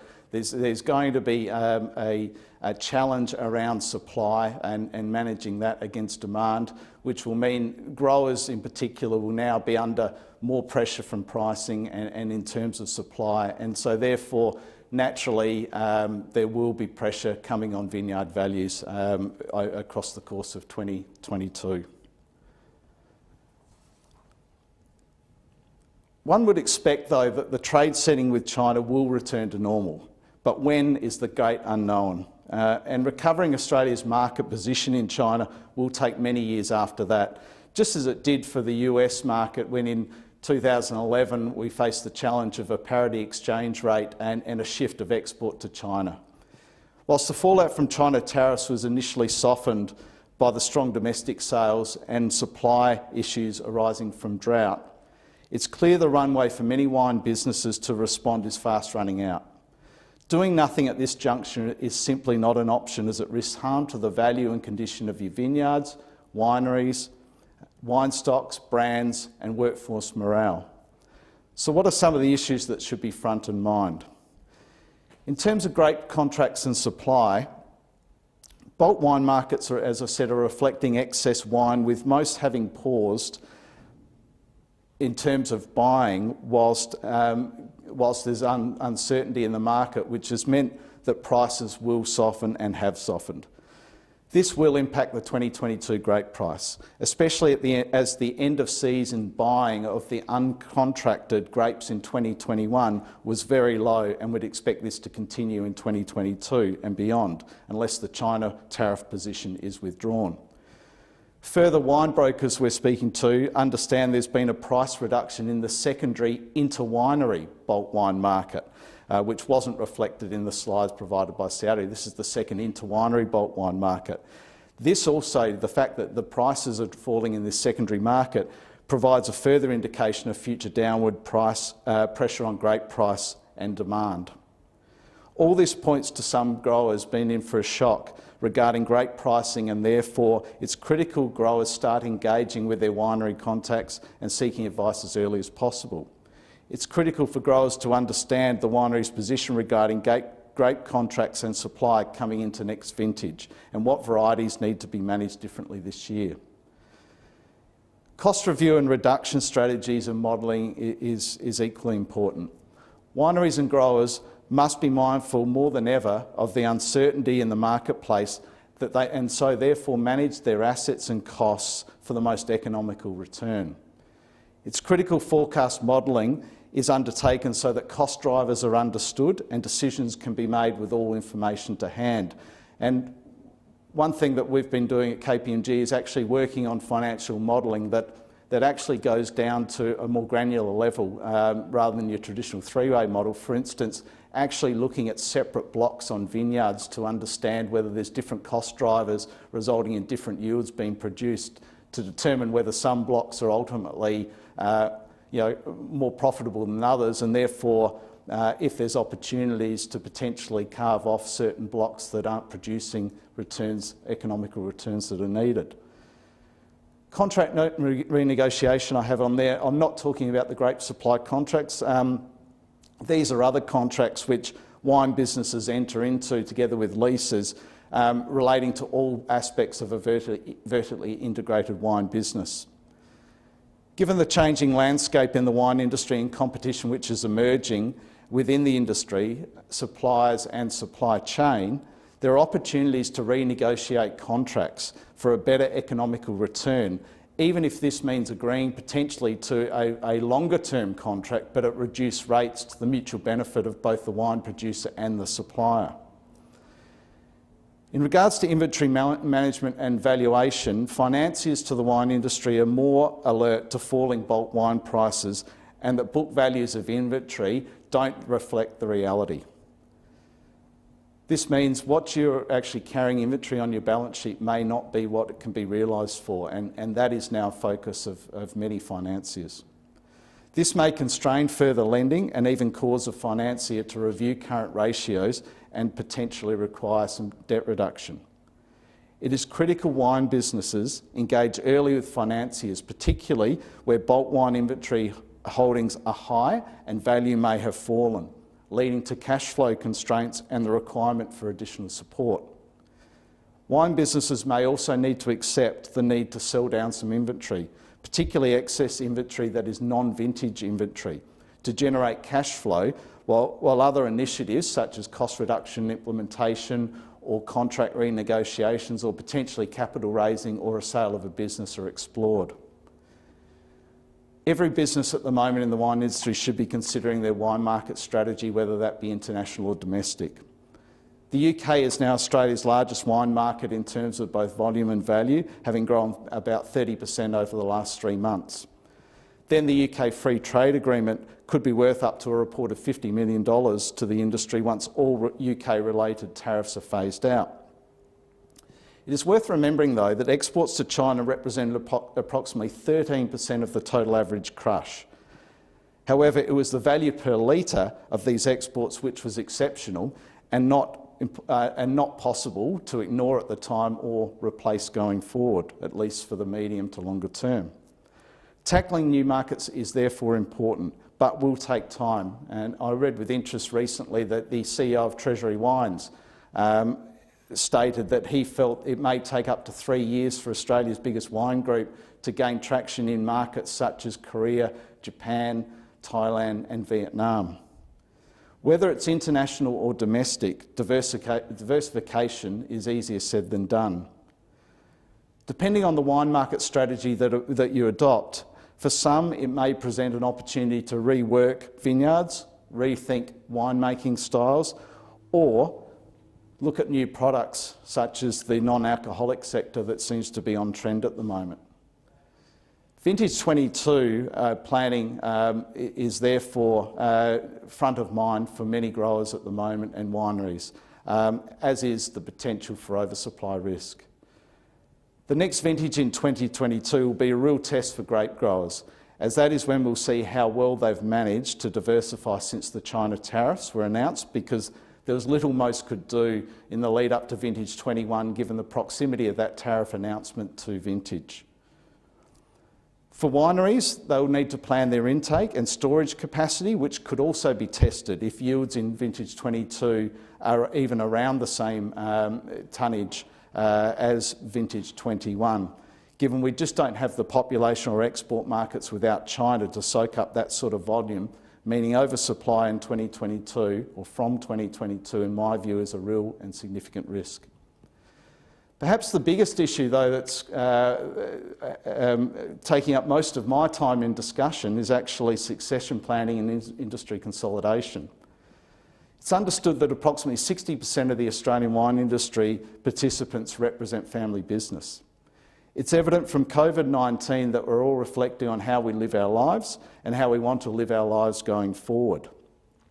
Perhaps now more than ever, families we're talking to at KPMG are actually having conversations around aspirations, around family harmony, legacy, dynamic, and preparing the next generation to assume the family business.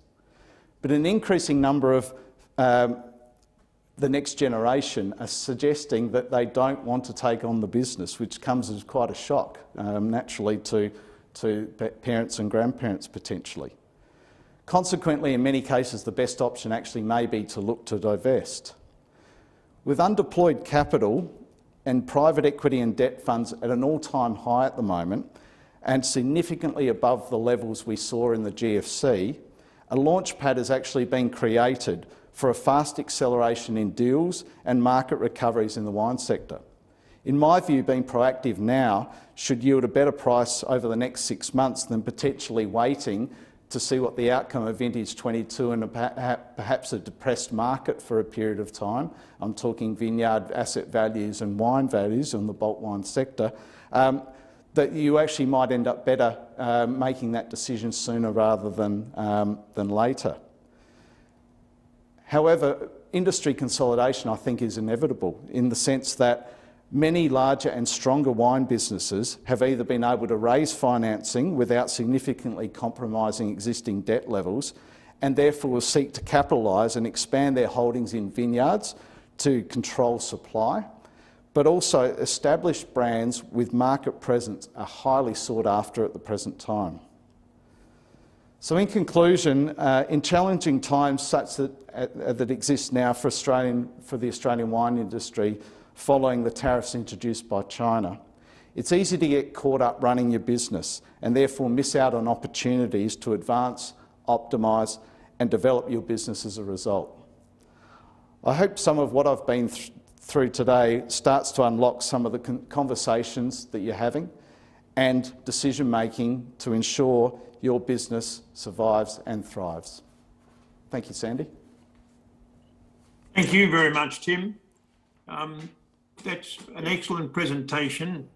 A rather sobering assessment, I think, of our industry and the current problems it faces with COVID and China, valuations, market diversification. There's a number of things there where we're probably going to have to wait and see. But as you rightly point out, doing nothing is not an option. Thank you for your advice, your suggested way forward on a number of subjects, and in particular succession planning, which I think is something the agricultural sector doesn't think about often enough. So thank you very much indeed. Thanks, Sandy. Thank you. Our next topic is what's new with today's consumer, and is wine keeping up with the trend? And one thing that Tim said was, I think, very relevant. We've got to work out how consumers buy their wine. Our presenters are Alison Sinclair and Lee Firkin. Alison is the head of category insights for Endeavour Group. In her over 7 years with Endeavour, she has been responsible for using consumer and category data and insights to identify and drive growth opportunities across the portfolio of retail brands and drink categories. Alison has had the pleasure of being involved in the Australian wine industry for more than 15 years, having worked for wine producers such as Pernod Ricard and McWilliams Wines before transitioning to the world of retail. Lee Firkin is the merchandise manager, commercial wine for Endeavour Group. Lee has worked in the adult beverages category across both large and small format retailers for over 10 years.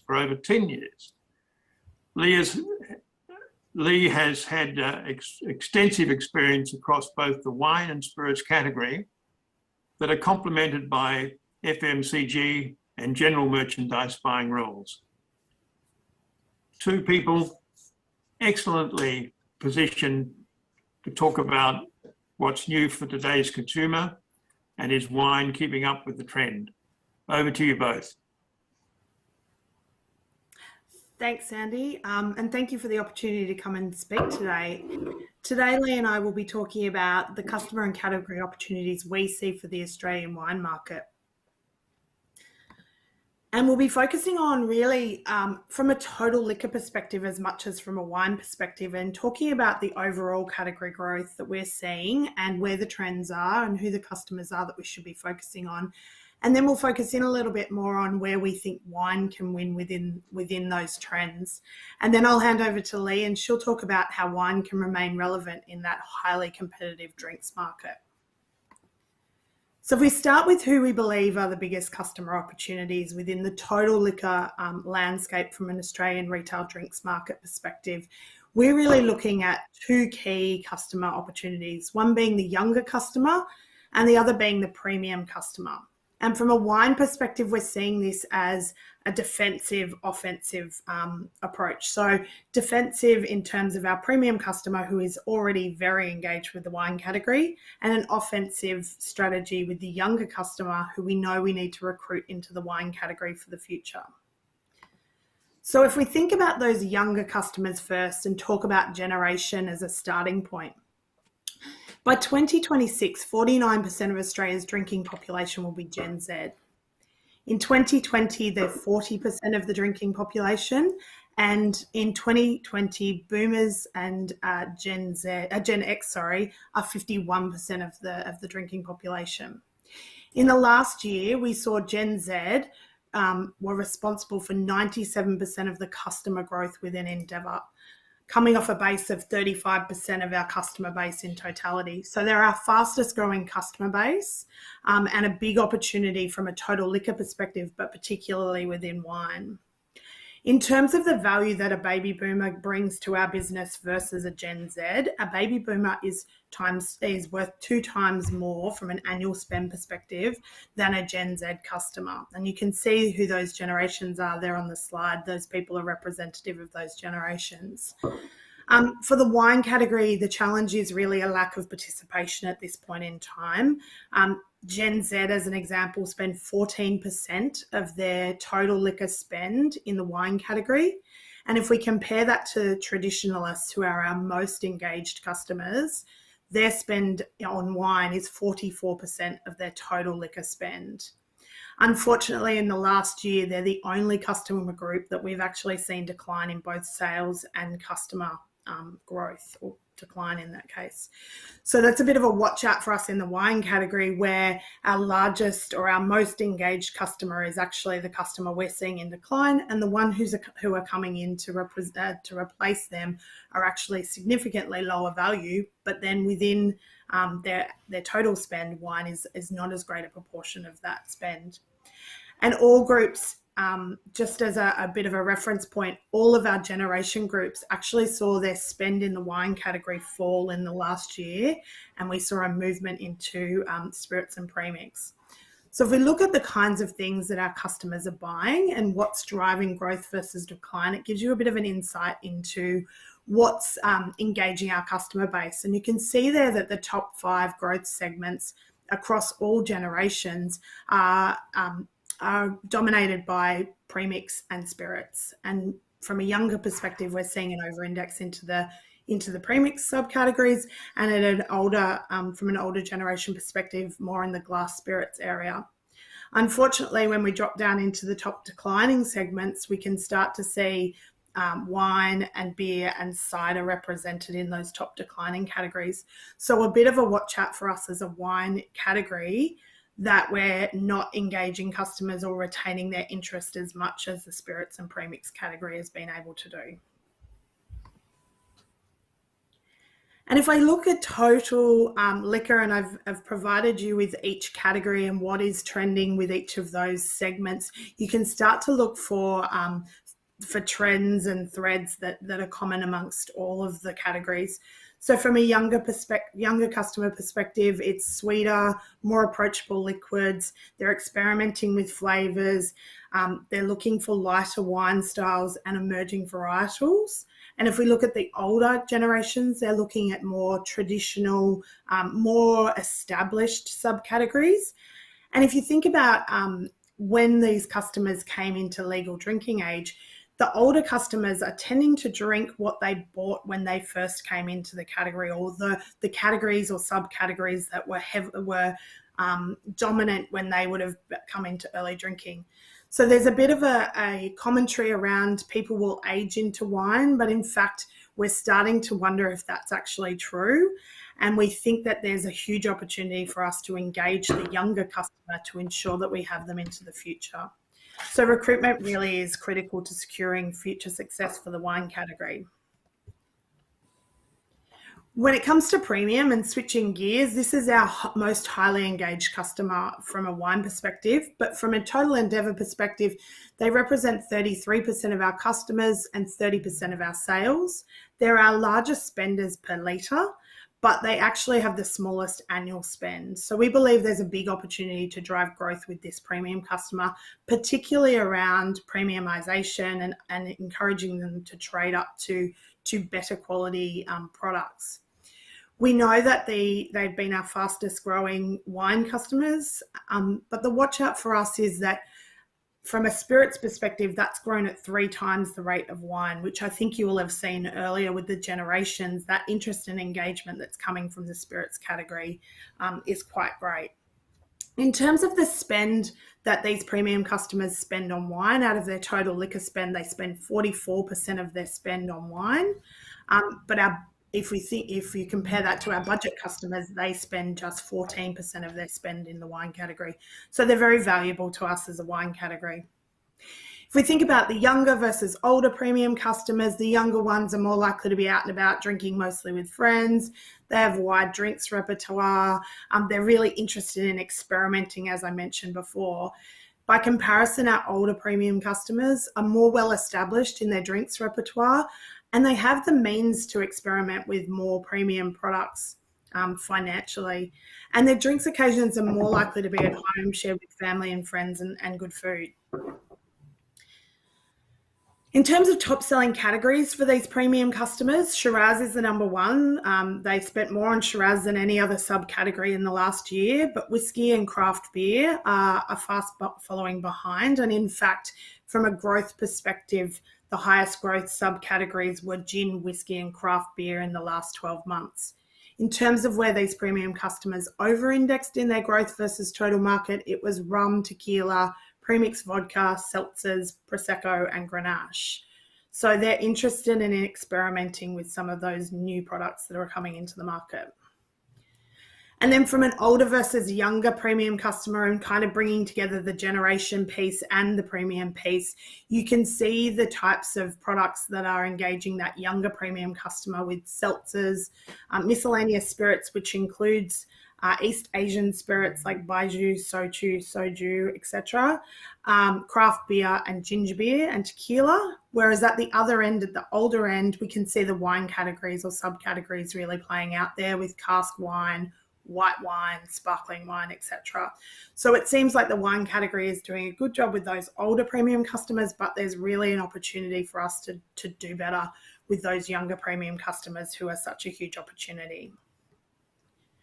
They have a taste for discovery, so they're very experimental. And in fact, our premium customers have the broadest repertoire from a wine perspective. Most subcategories, the most varietals, more brands, more price bands. They're just overall more engaged with the wine category. So we can see them experimenting more with some of the varietals that we consider to be emerging. And then in terms of the macro trends that we're seeing these premium customers engage with, these are the things that represent them and that they can see those brands have an affinity with the things that are important or the values that they have, and reflecting themselves in the brands that they choose. So we're seeing things like local, flavor experimentation, disruptive packaging and better for you options really growing strongly with this customer base. So now I'll hand over to Lee. She's going to take you through how we believe the wine category can remain relevant in that highly competitive drinks market. So thank you. Thanks, Alison. The wine category is facing headwinds, and these headwinds have gathered pace during the pandemic. Off-premise wine sales are growing between 1/3 and 1/4 at the rate of spirits and about half that of beer. The category leakage has notably accelerated, with more customers broadening their repertoires and turning away from wine altogether. If we do not come together now as an industry and course correct, we may very well miss the opportunity to ensure that wine does remain relevant to Generation Z and our millennials. Whilst there is no single bullet to bring disengaged customers back or younger customers into wine, Endeavour strongly believe that innovation will be the unlock. It will not be a singular piece of innovation.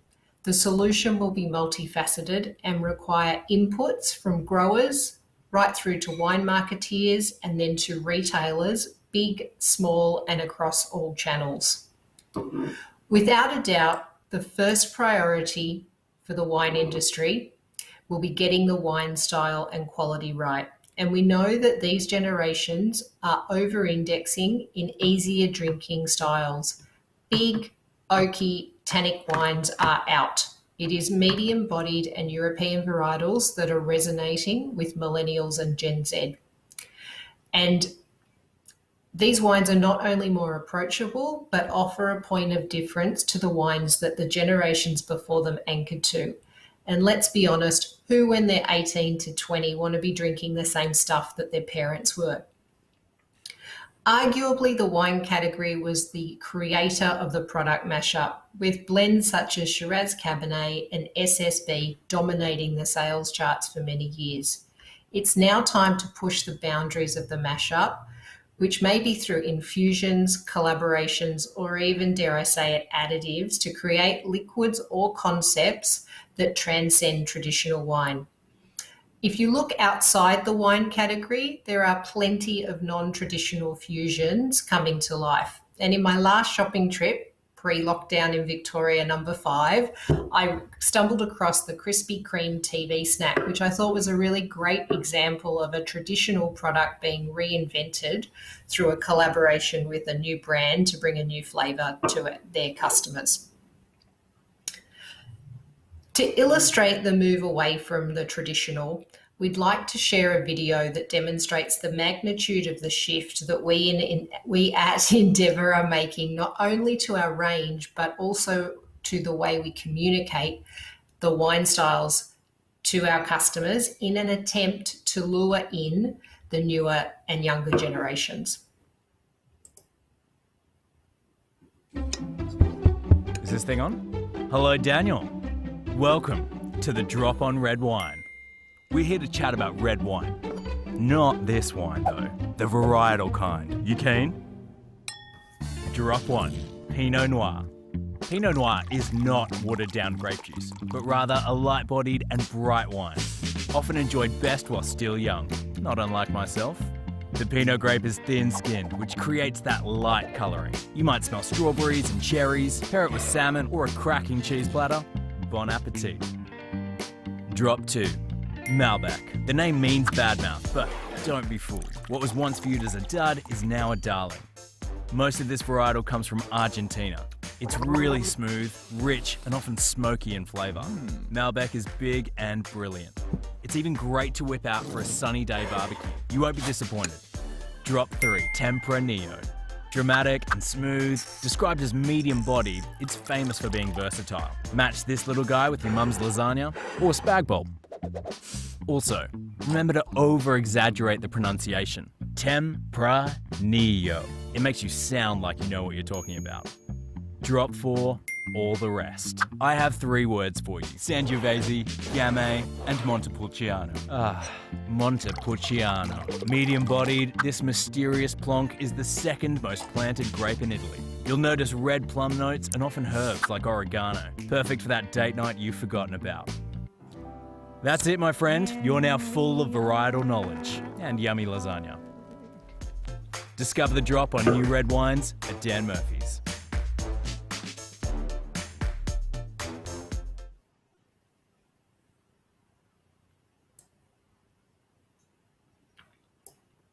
So moving on from wine style, another way that we think that we can better engage our younger customers is through packaging disruption. And the huge success of rosé, gin and craft beer has been in part the result of visual appeal. To date, there are far too few many wines that are available in disruptive packaging outside of the traditional varietals. And we think that there is plenty of room for more disruptive packaging across other varietals within wine.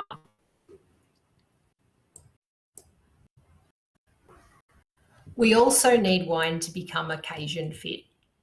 The category is still synonymous with the consumption being having a glass of wine at a meal, at a table with 2 glasses. How many times a week do you actually sit down to a more traditional style meal? Now, our millennials and Gen Z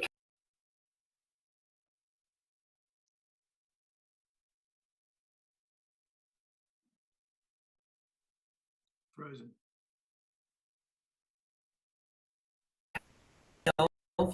Sorry, I think there. we've lost. We need when she's back. wine.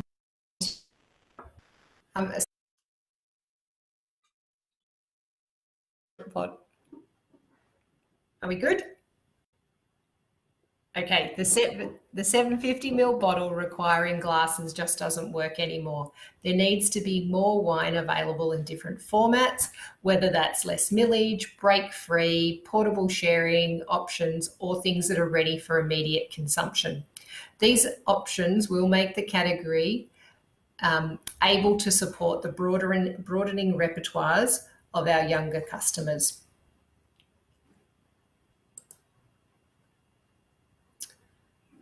As we continue to define ourselves around health and our sense of well-being, becoming more increasingly ingrained in all of our lives, so too does the need to either develop wines that contain or call out overtly their functional benefits. We foresee attributes such as organic, pres-free, vegan, sustainably sourced becoming more of a hygiene factor into the future, as more educated generations with an array of personal preferences or health requirements look to products to service their needs. If wine does not rise to the challenge, it will undoubtedly be left behind. And if you think about what's happening in the low and no alc categories right now, you can see a really clear example of how wide the gap is, with beer representing about 80% of the sales in that category, and it's growing at about 200%. Finally, as Alison alluded to, we know that the younger generations are craving authenticity and looking to support local.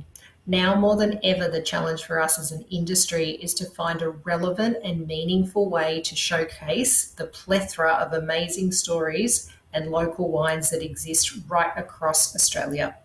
The future of communication is undoubtedly sensory, digitally led, and heavily personalised. We cannot expect that these younger generations will naturally age into wine. It is our job collectively to give them a reason to do it.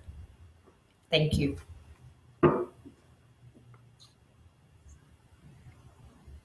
Thank you both. That's where you end? Nothing further Yes. to say? No. Thank you. Thank you very much for a very thought-provoking session. Some worrying trends in wine consumption. You beg the question, do people age into wine? We seem to be doing reasonably well with older customers, but the young are very keen to experiment, both with wine styles, with packaging and the like. And there's obviously, among the young in particular, there is category leakage. So thank you very much. That's given us a lot to think about. Thank you. Our final speaker today is Dr. Michelle Allen, who will talk to us about the role of innovation in transforming the grape and wine sector of the future. Michelle is a very experienced non-executive director and has a strong understanding of agribusiness, public policy and regulation within food and agricultural industries, in R&D, portfolio structure and management, enterprise management, and science and innovation. Michelle has a variety of responsibilities. She currently chairs Apple and Pear in Australia Limited, Charles Sturt University, the Food and Agribusiness Growth Centre, Trusted Autonomous Systems CRC, and Wine Australia. She is a non-executive director of CSIRO, CRC Food Agility, SmartSat CRC, and Dairy Food Safety Victoria. She is also chairing the Modern Manufacturing Initiative Assessment Committee for the translation and integration streams. Her prior roles include Meat and Livestock Australia, Grain Growers Limited, Innovation and Science Australia, Grape and Wine Research and Development Corporation, and Food Standards Australia and New Zealand. But I should also mention that she brings to those roles her background with a Bachelor of Applied Science from the University of Technology, Sydney, a Master of Management and Technology from Melbourne University, a Master of Commercial Law, Deakin University, and a doctorate from RMIT. She is a Fellow of the Australian Institute of Company Directors and a Fellow of the Australian Academy of Technology and Engineering. Michelle, how the hell have you got time to do all that? And at the same time, do that most important role of leading Wine Australia. Over to you to explain how, why, and to talk about innovation. Thank you, Sandy. Good afternoon, everyone. And I'm sorry my cats decided to join me in my office in lockdown 5 in Victoria. Can you hear me, Sandy? I can hear you and I can see your cat. That's Squeaky. So Squeaky's decided to join us today. So thank you very much, Sandy and AGW, for the invitation to speak on behalf of Wine Australia. So you'll see my arm moving because I'll be moving my own slides today as well. So what I'd like to do is cover our investments at Wine Australia in innovation on behalf of the wine industry. I'd like to first cover the history of innovation. It's been a really innovative sector, from things like working on pH and bacterial growth, the implementation of cold stabilisation, development of mechanical harvesting, and the widespread adoption of screw caps. And interestingly, I was working at Amcor when we developed screw caps, and there's a book called The Taming of the Screw. Technology and its application has really helped the Australian wine's reputation and improved its efficiency in the sector. One definition I really like of innovation is the creation, development, and implementation of a new product, process, or service with the aim of improving efficiency, effectiveness, or competitive advantage. And I think all of those pertain to our industry. To stay at the forefront of quality and profitability, the sector will need to continue to innovate, adopting changes and conditions for continuing improvement, efficiency, and sustainability. Wine Australia, as your investment agency for RD&A, has a critical role to play in ensuring that the sector's needs are met by innovation. There were 5 imperatives that Innovation and Science Australia Board provided to the Australian Government. It was a number of pathways to improve innovation in Australia, and I think you'll note that all of these have been adopted by our industry: education, industry, government, research and development, and the culture of our industry at the centre. These goals have assisted our thinking at Wine Australia for our innovation plans on your behalf. Vision 2050 and the strategic plan of Wine Australia are synonymous. We plan our strategic plan based on the Australian Wine 2050 vision. The vision includes the role of innovation in Wine Australia in delivering the 2050 vision. To ensure that our strategic plans are aligned, we, with AGW, hosted and attended consultation sessions together right around the country to plan and develop our strategy 2025. As you can see from this plan, our pillars and our strategies fit absolutely into AGW's sector strategy. And this has been very good for us because we can align our delivery against what the industry is saying it needs. So how does Wine Australia go about delivering the 2050 strategy? We invest your research levies to deliver innovation against all your pillars. We've got close to 150 current R&D projects spanning the full value chain. They're both long and short, and pure and applied. These current projects and our plans for new ones are totally aligned with the Vision 2050. We've mapped out where this will take us in the next 10 years.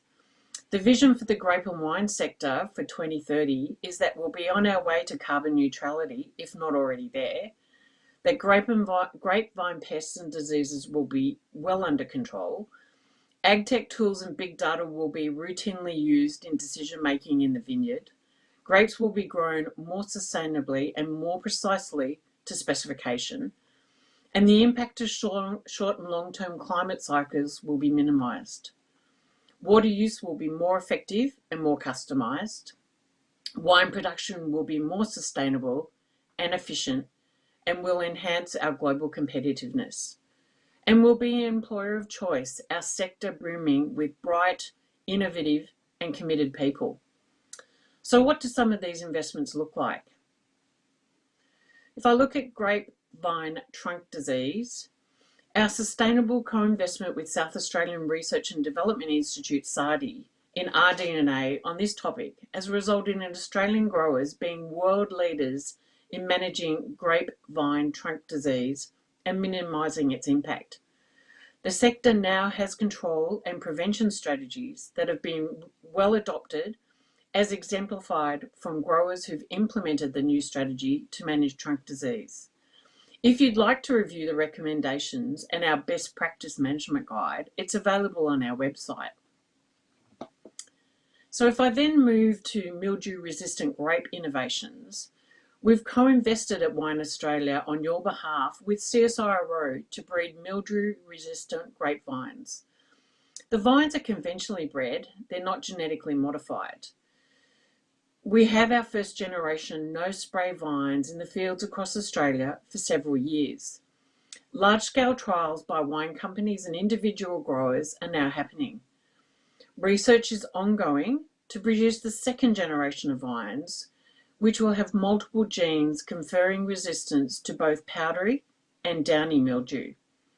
Grape production with these vines will reduce input costs by around $1,300 per hectare per year, as well as significantly reducing chemical and fuel usage. Other advantages include high colour and productivity.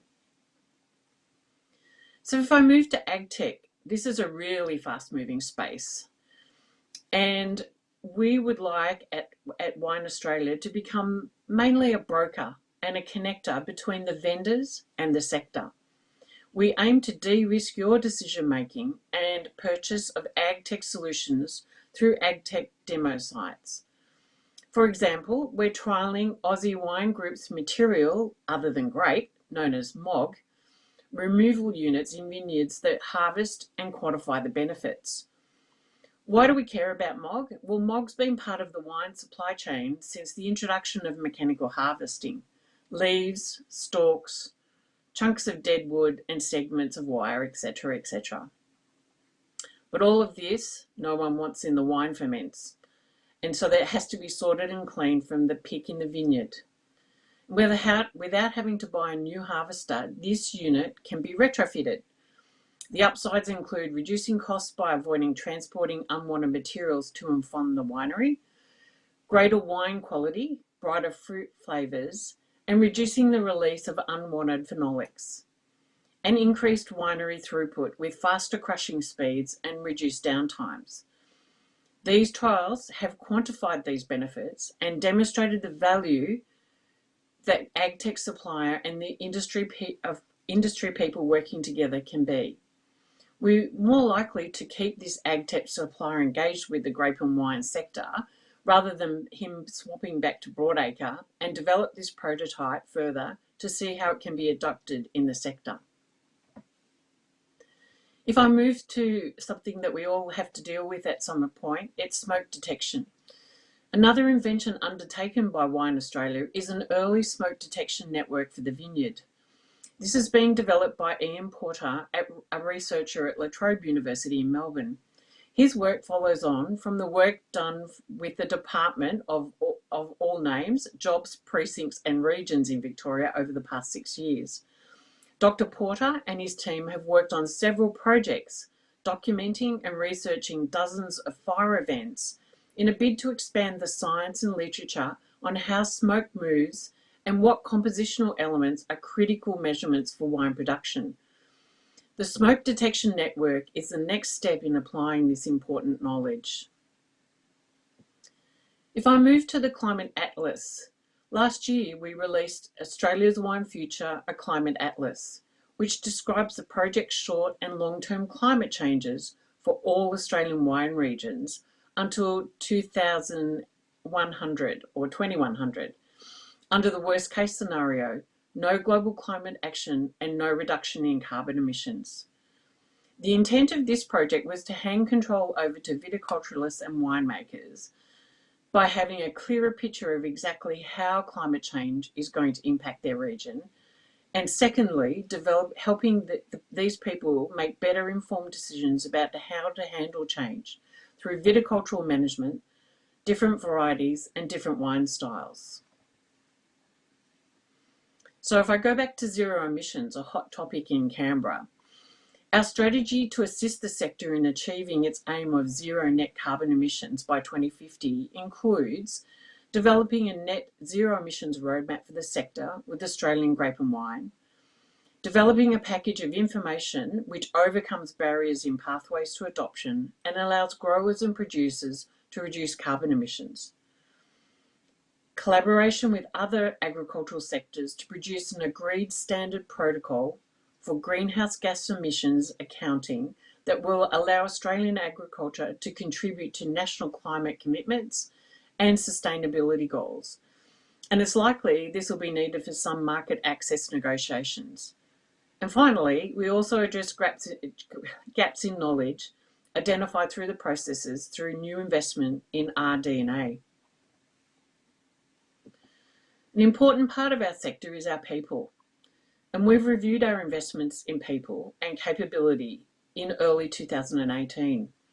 Our current investments in people development include the Future Leaders Program, sponsorship of Nuffield Australia Farming Scholarships, the Science and Innovation Awards for young people in agriculture. Other activities include PhDs and Masters by Research scholarships, along with outgoing travel bursaries and separate visiting scholarship bursaries, although these are currently on hold. Following the review, we're expanding our research to include additional leadership, such as the Next Crop, which is a regionally based, providing support for mentoring, a new whole of wine sector industry mentoring program in collaboration with Wine Communications of Australia and the University of Adelaide and the ASVO, and to engage more with Future Leaders alumni group, providing travel bursaries for SMEs, networking opportunities, and establishing an annual masterclass event. In another area, we've developed the interactive portal, and hopefully you've been there and had a look. An innovation in terms of capability building, Wine Australia's launched a new interactive insights portal, giving grape growers and winemakers 24/7 access to the latest wine export and grape production data. This resource gives the sector the power to do individualised research on exports, crush, wine grape price, vineyard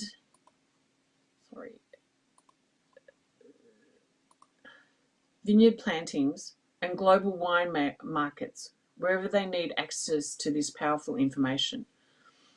The tools are accessible on the Wine Australia website under Market Insights, Interactive Insights. And these include, really interestingly, an export dashboard, a comprehensive look at Australian wine export data, drawing on Wine Australia's quarterly export reports, the National Vintage Survey dashboard, access to Australian vintage crush and wine grape price information, withdraw data from Wine Australia's latest National Vintage Survey. The Market Explorer, a business planning tool bringing together several data sets relevant to export Australian wine. And the Wine Geographical Indicators dashboard, an interactive map that allows you to explore Australian wine regions. So you can query all these results by downloading into an Excel or saving in a PDF format for sharing with businesses or regions. So finally, I'd like to thank the Wine Australia staff for their fantastic work in innovations that support our industry, and to thank you, the industry, for the opportunity to present Wine Australia's plans to stimulate innovation in our wine sector. Thank you, Sandy. Thank you very much, Michelle, and thank you for the run through of the activities and experiences of Wine Australia with regard in particular to innovation. There's a lot on the table at the present time, and Wine Australia does an excellent job. So thank you very much for talking to us today. Now, we come to the final session, which is questions. And we've probably got about 10 minutes, I think, for questions. And our guest speakers are now reassembling, I see. Let's start with one, and unsurprisingly, it's for you, Mary. There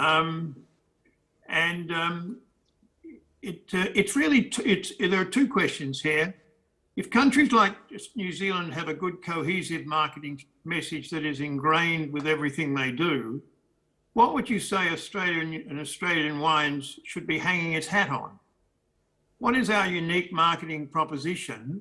And coupled with that, and relevant to it, is how do we overcome the hurdle of brand authenticity, riding the coattails of our Indigenous roots, when we haven't been able to resolve those tensions here, let alone in full view of the world stage? Difficult, Mary, but I'm love to hear your reply to that. Right, well, that's more than one question, so maybe I'll break that down. Firstly, to the notion of, I guess, what's the unique brand proposition. So, I talked about New Zealand, and I think that they've done it really well in that they have taken something that is real about themselves, which is their pristine landscape, and then they have created a brand proposition around 100% pure. They've turned that into a tourism proposition, which then draws on all of the imagery of the landscape. And now they've turned that into a wine industry proposition, which again closely aligns and is really complementary to the tourist and the 100% pure. And then they've rolled it again into the sustainable wine positioning. So it's very strong, it's very coherent, and they've stuck with it for, at least 15 years that I can think of, which if you take my examples around big brands like Coke and Nike, they do it again, and they do it again, and they do it again. And it's through that repetition that you build brands. So what would that be in an Australian context? Well, I've proposed boldly to you today that this could be welcome to the real old world, or wine from the real old world. Why? Because again, it talks to something that's authentic. It's our truth, it's our ancient earth. It is what we are. We are the oldest river, the oldest rocks, the oldest continent, the oldest culture. So it's real, so it feels real. And then we build that into a brand, and we say it, and we say it again, and we say it again, and we stop jumping around like jackrabbits, and we really hang our hat on something that's authentic. So hopefully that's the first part of the question. The second part's a little more thorny. It's around whether or not we're potentially levering off the coattails of the Indigenous culture. That has a lot of pitfalls, but I'm unashamed about that, because I'm saying that this is a stretch goal.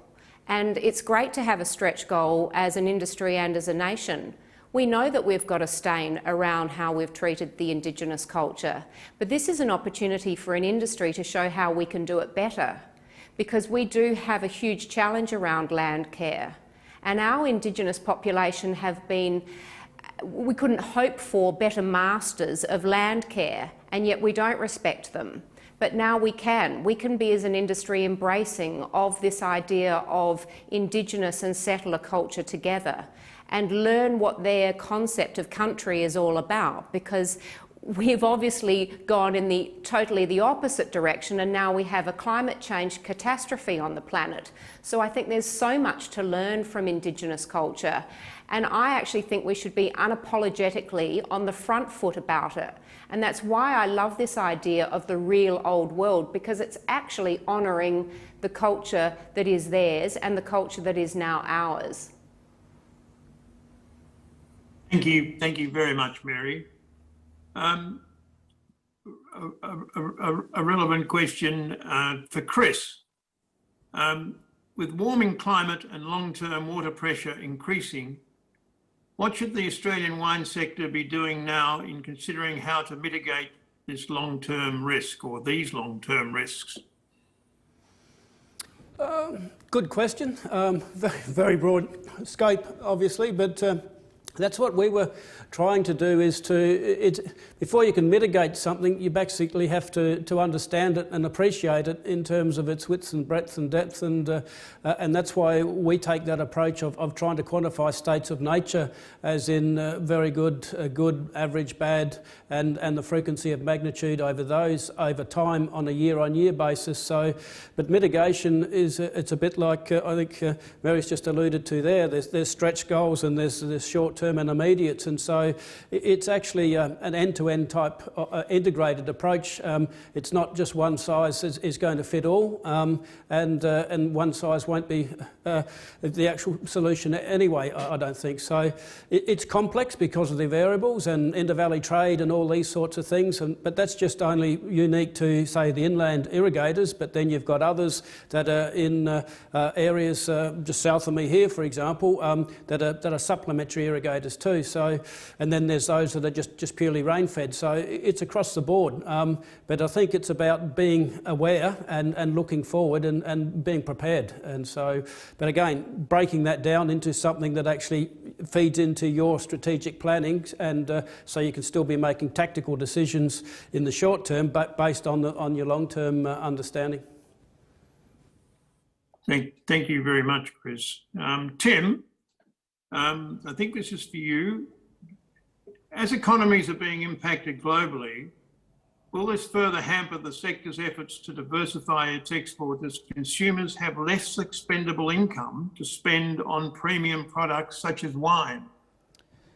Yeah, thank you, Sandy. Thanks for the question. Look, the answer to that is potentially yes. I mean, at the moment, certainly the industry has been shifting to more of a premiumisation model, where you can, obviously produce higher margins.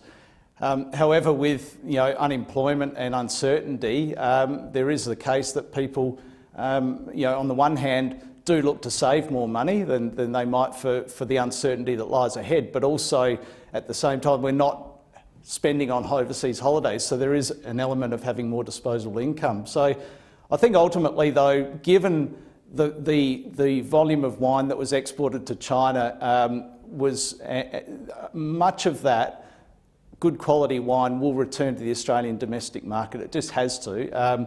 But that will, I think, push prices down. So ultimately, that premiumisation strategy will become somewhat harder to justify, and therefore it will be built and underpinned by brands and other things which Mary and others have spoken about. But at the same time, I think there's opportunity there to diversify into other products and innovators we've talked about. So it really is a difficult one to judge at the moment, because of the fact that I think we will find ourselves for a period of time having better quality wines at cheaper prices available to us to consume, which won't necessarily be unique to Australia. Thank you very much. I think it's a final question, and there are other questions here that if I won't get to, but the Australian Grape and Wine team will answer those questions to you if we have the origin, if we have the author of the question, and there are a few here. This one comes, Tony, from one of your old mates. At what price points is China placing Argentinian and Chilean wines? Are they filling the Australian space, or allowing Chinese government and the Chinese wine sector to downvalue their wine imports? Thanks, Sandy. And I can guess the author of that question. The answer is it's coming in at a general lower price point. What I think a lot of people forget is that Australian wine went into China at all price points.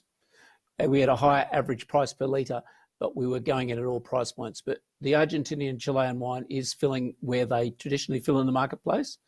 And what's coming in at the higher price points is product from some of the European markets, particularly France, but also some from Spain.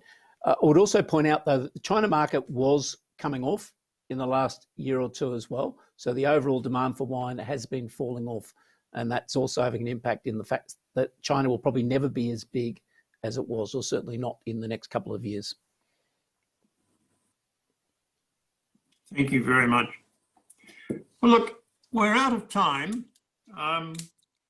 but I would like to thank all our speakers for excellent presentations, which of course is all to think about a host of things in an environment which is really unprecedented, and in itself is challenging. We've all gained, I think, some insights. We've all gained a few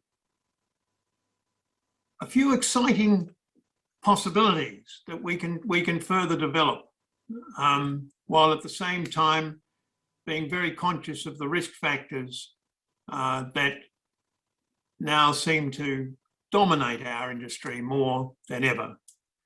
But on behalf of Australian Grape and Wine, on behalf of the executive, and I thank you again, Ali, for your superhuman efforts in bringing this together today.